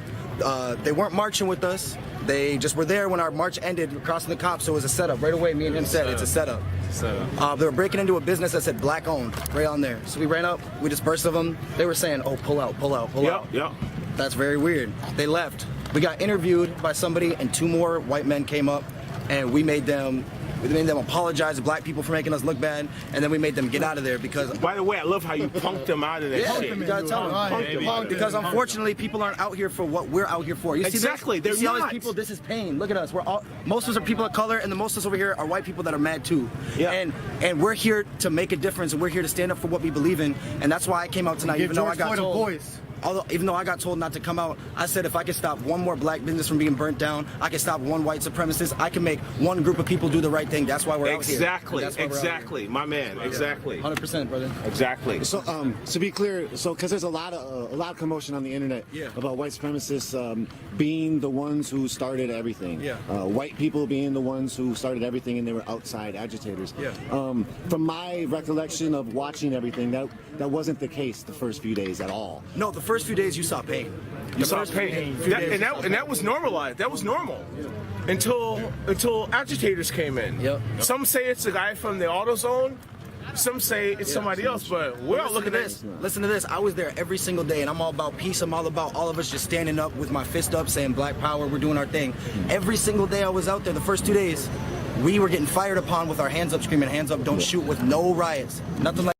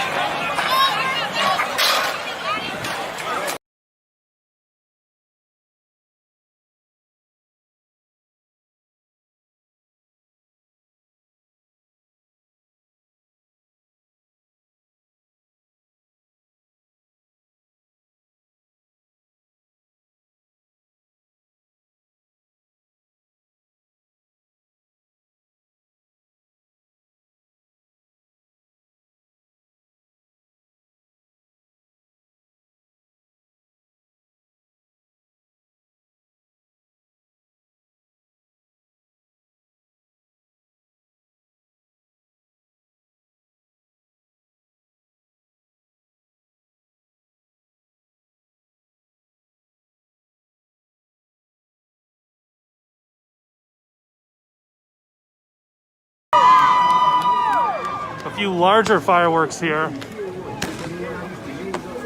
But the question of what now? Now it is just a congregation of people not going in a direction.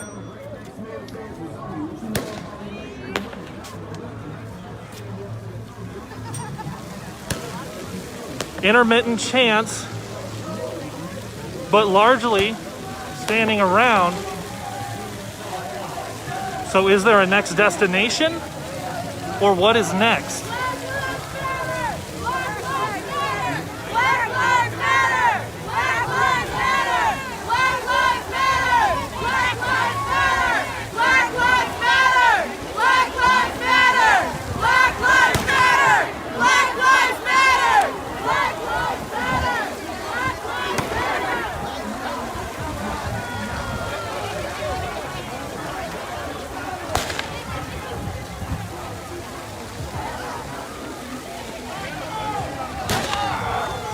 And it seems more of a dancing and mosh pit in the middle.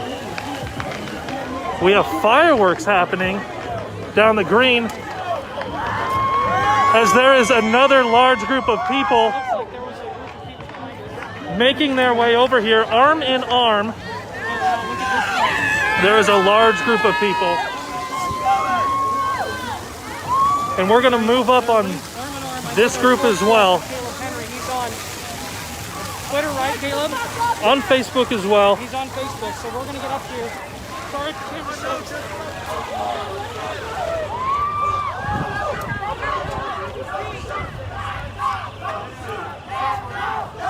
And you've got this large group of people, fireworks in the background, now meshing with the group that was already back at the Capitol. Don't shoot! Don't shoot! Don't shoot!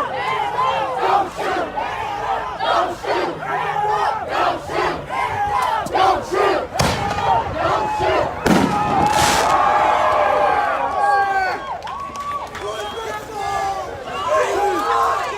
I'm gonna go to that side. Let's stay on different sides.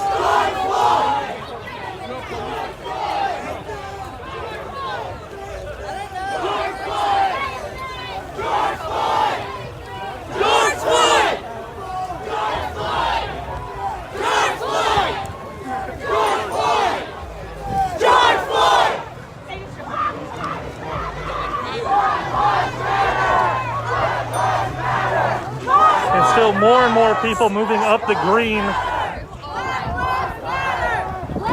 We're going to more than double, maybe even triple the group that we had been following as they congregate around the fountain outside the Capitol building here in Lincoln, Nebraska.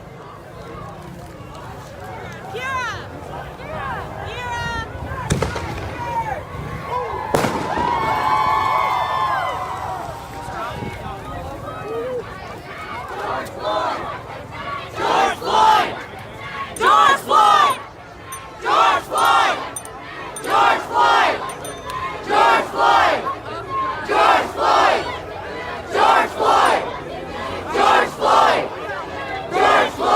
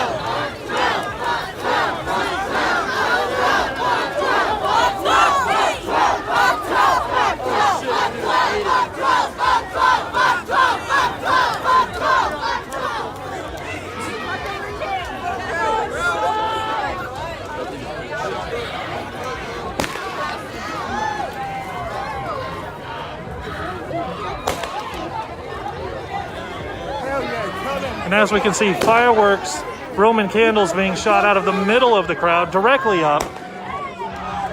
Still a few stragglers making their way across the green in this direction. I can't breathe! I can't breathe! I can't breathe! I can't breathe! I can't breathe! I can't breathe! I can't breathe! I can't breathe! I can't breathe! I can't breathe! I can't breathe!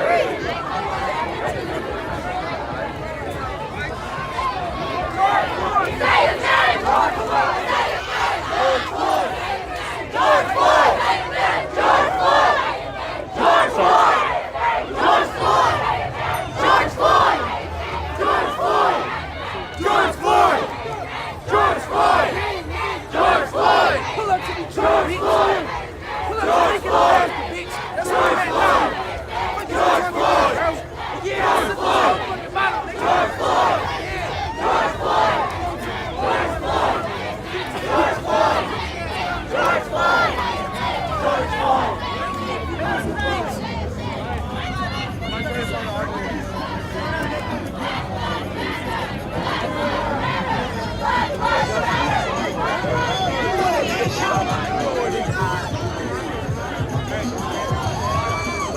And now, moving again. In the middle of a sale.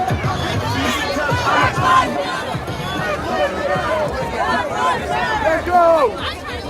Let's go! Let's go! Let's go, guys! And now we will continue to move with the flow as well.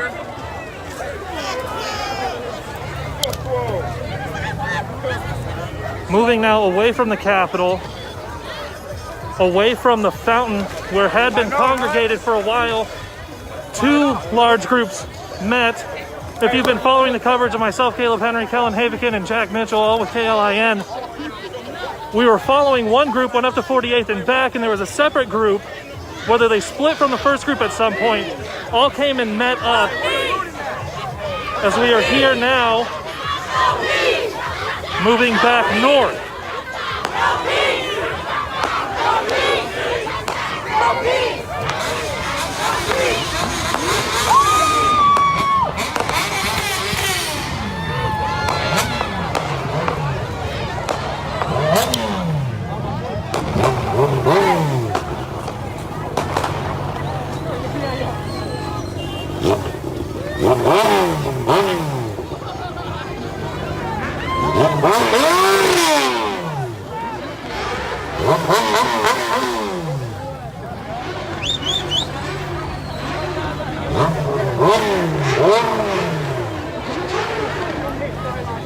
And still a large number of people on the grass. Flip the camera. Right here, Black Power, Black Lives Matter. You feel me? And are you guys from Lincoln? Yeah, I'm from Lincoln, Nebraska, born and raised. St. Louis, Missouri, you feel me? So why did you guys come out tonight? I want the equality. I want the equality for everybody, not just the share of people. Everybody deserves the same equality. It should be justice for everybody, not just some. Walk up to 48th and back, or? I walked all the way up to 48th and back. I was here from the start, and I'm gonna be here to the finish. All right, thank you guys. Stay safe. So a couple of folks from here in Lincoln, as they walk, as he said, he walked up to 48th and back here at the Capitol, and continuing. Still some folks on the grass. And continuing now north.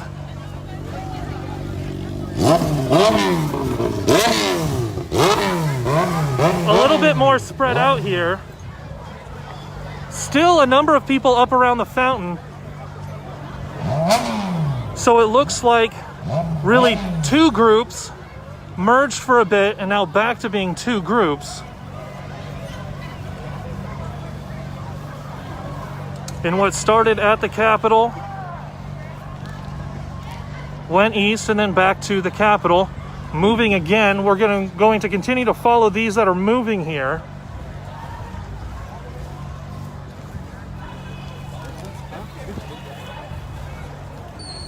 Thank you to those that have joined us. Coverage across multiple live videos here on Facebook. What we've been able to do on Twitter as well. in the second night of protests, an historic weekend in Lincoln, Nebraska.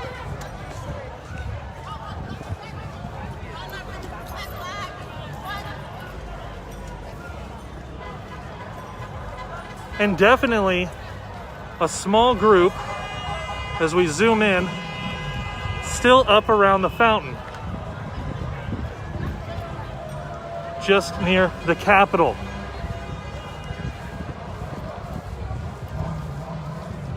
The mass of folks that are walking, heading back over towards O Street.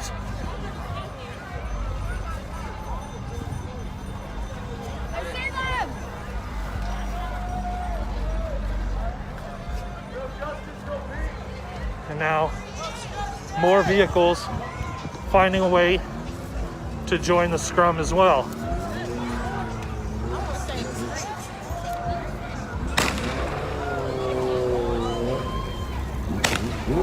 And more fireworks from a group of folks on their car. Fuck the police!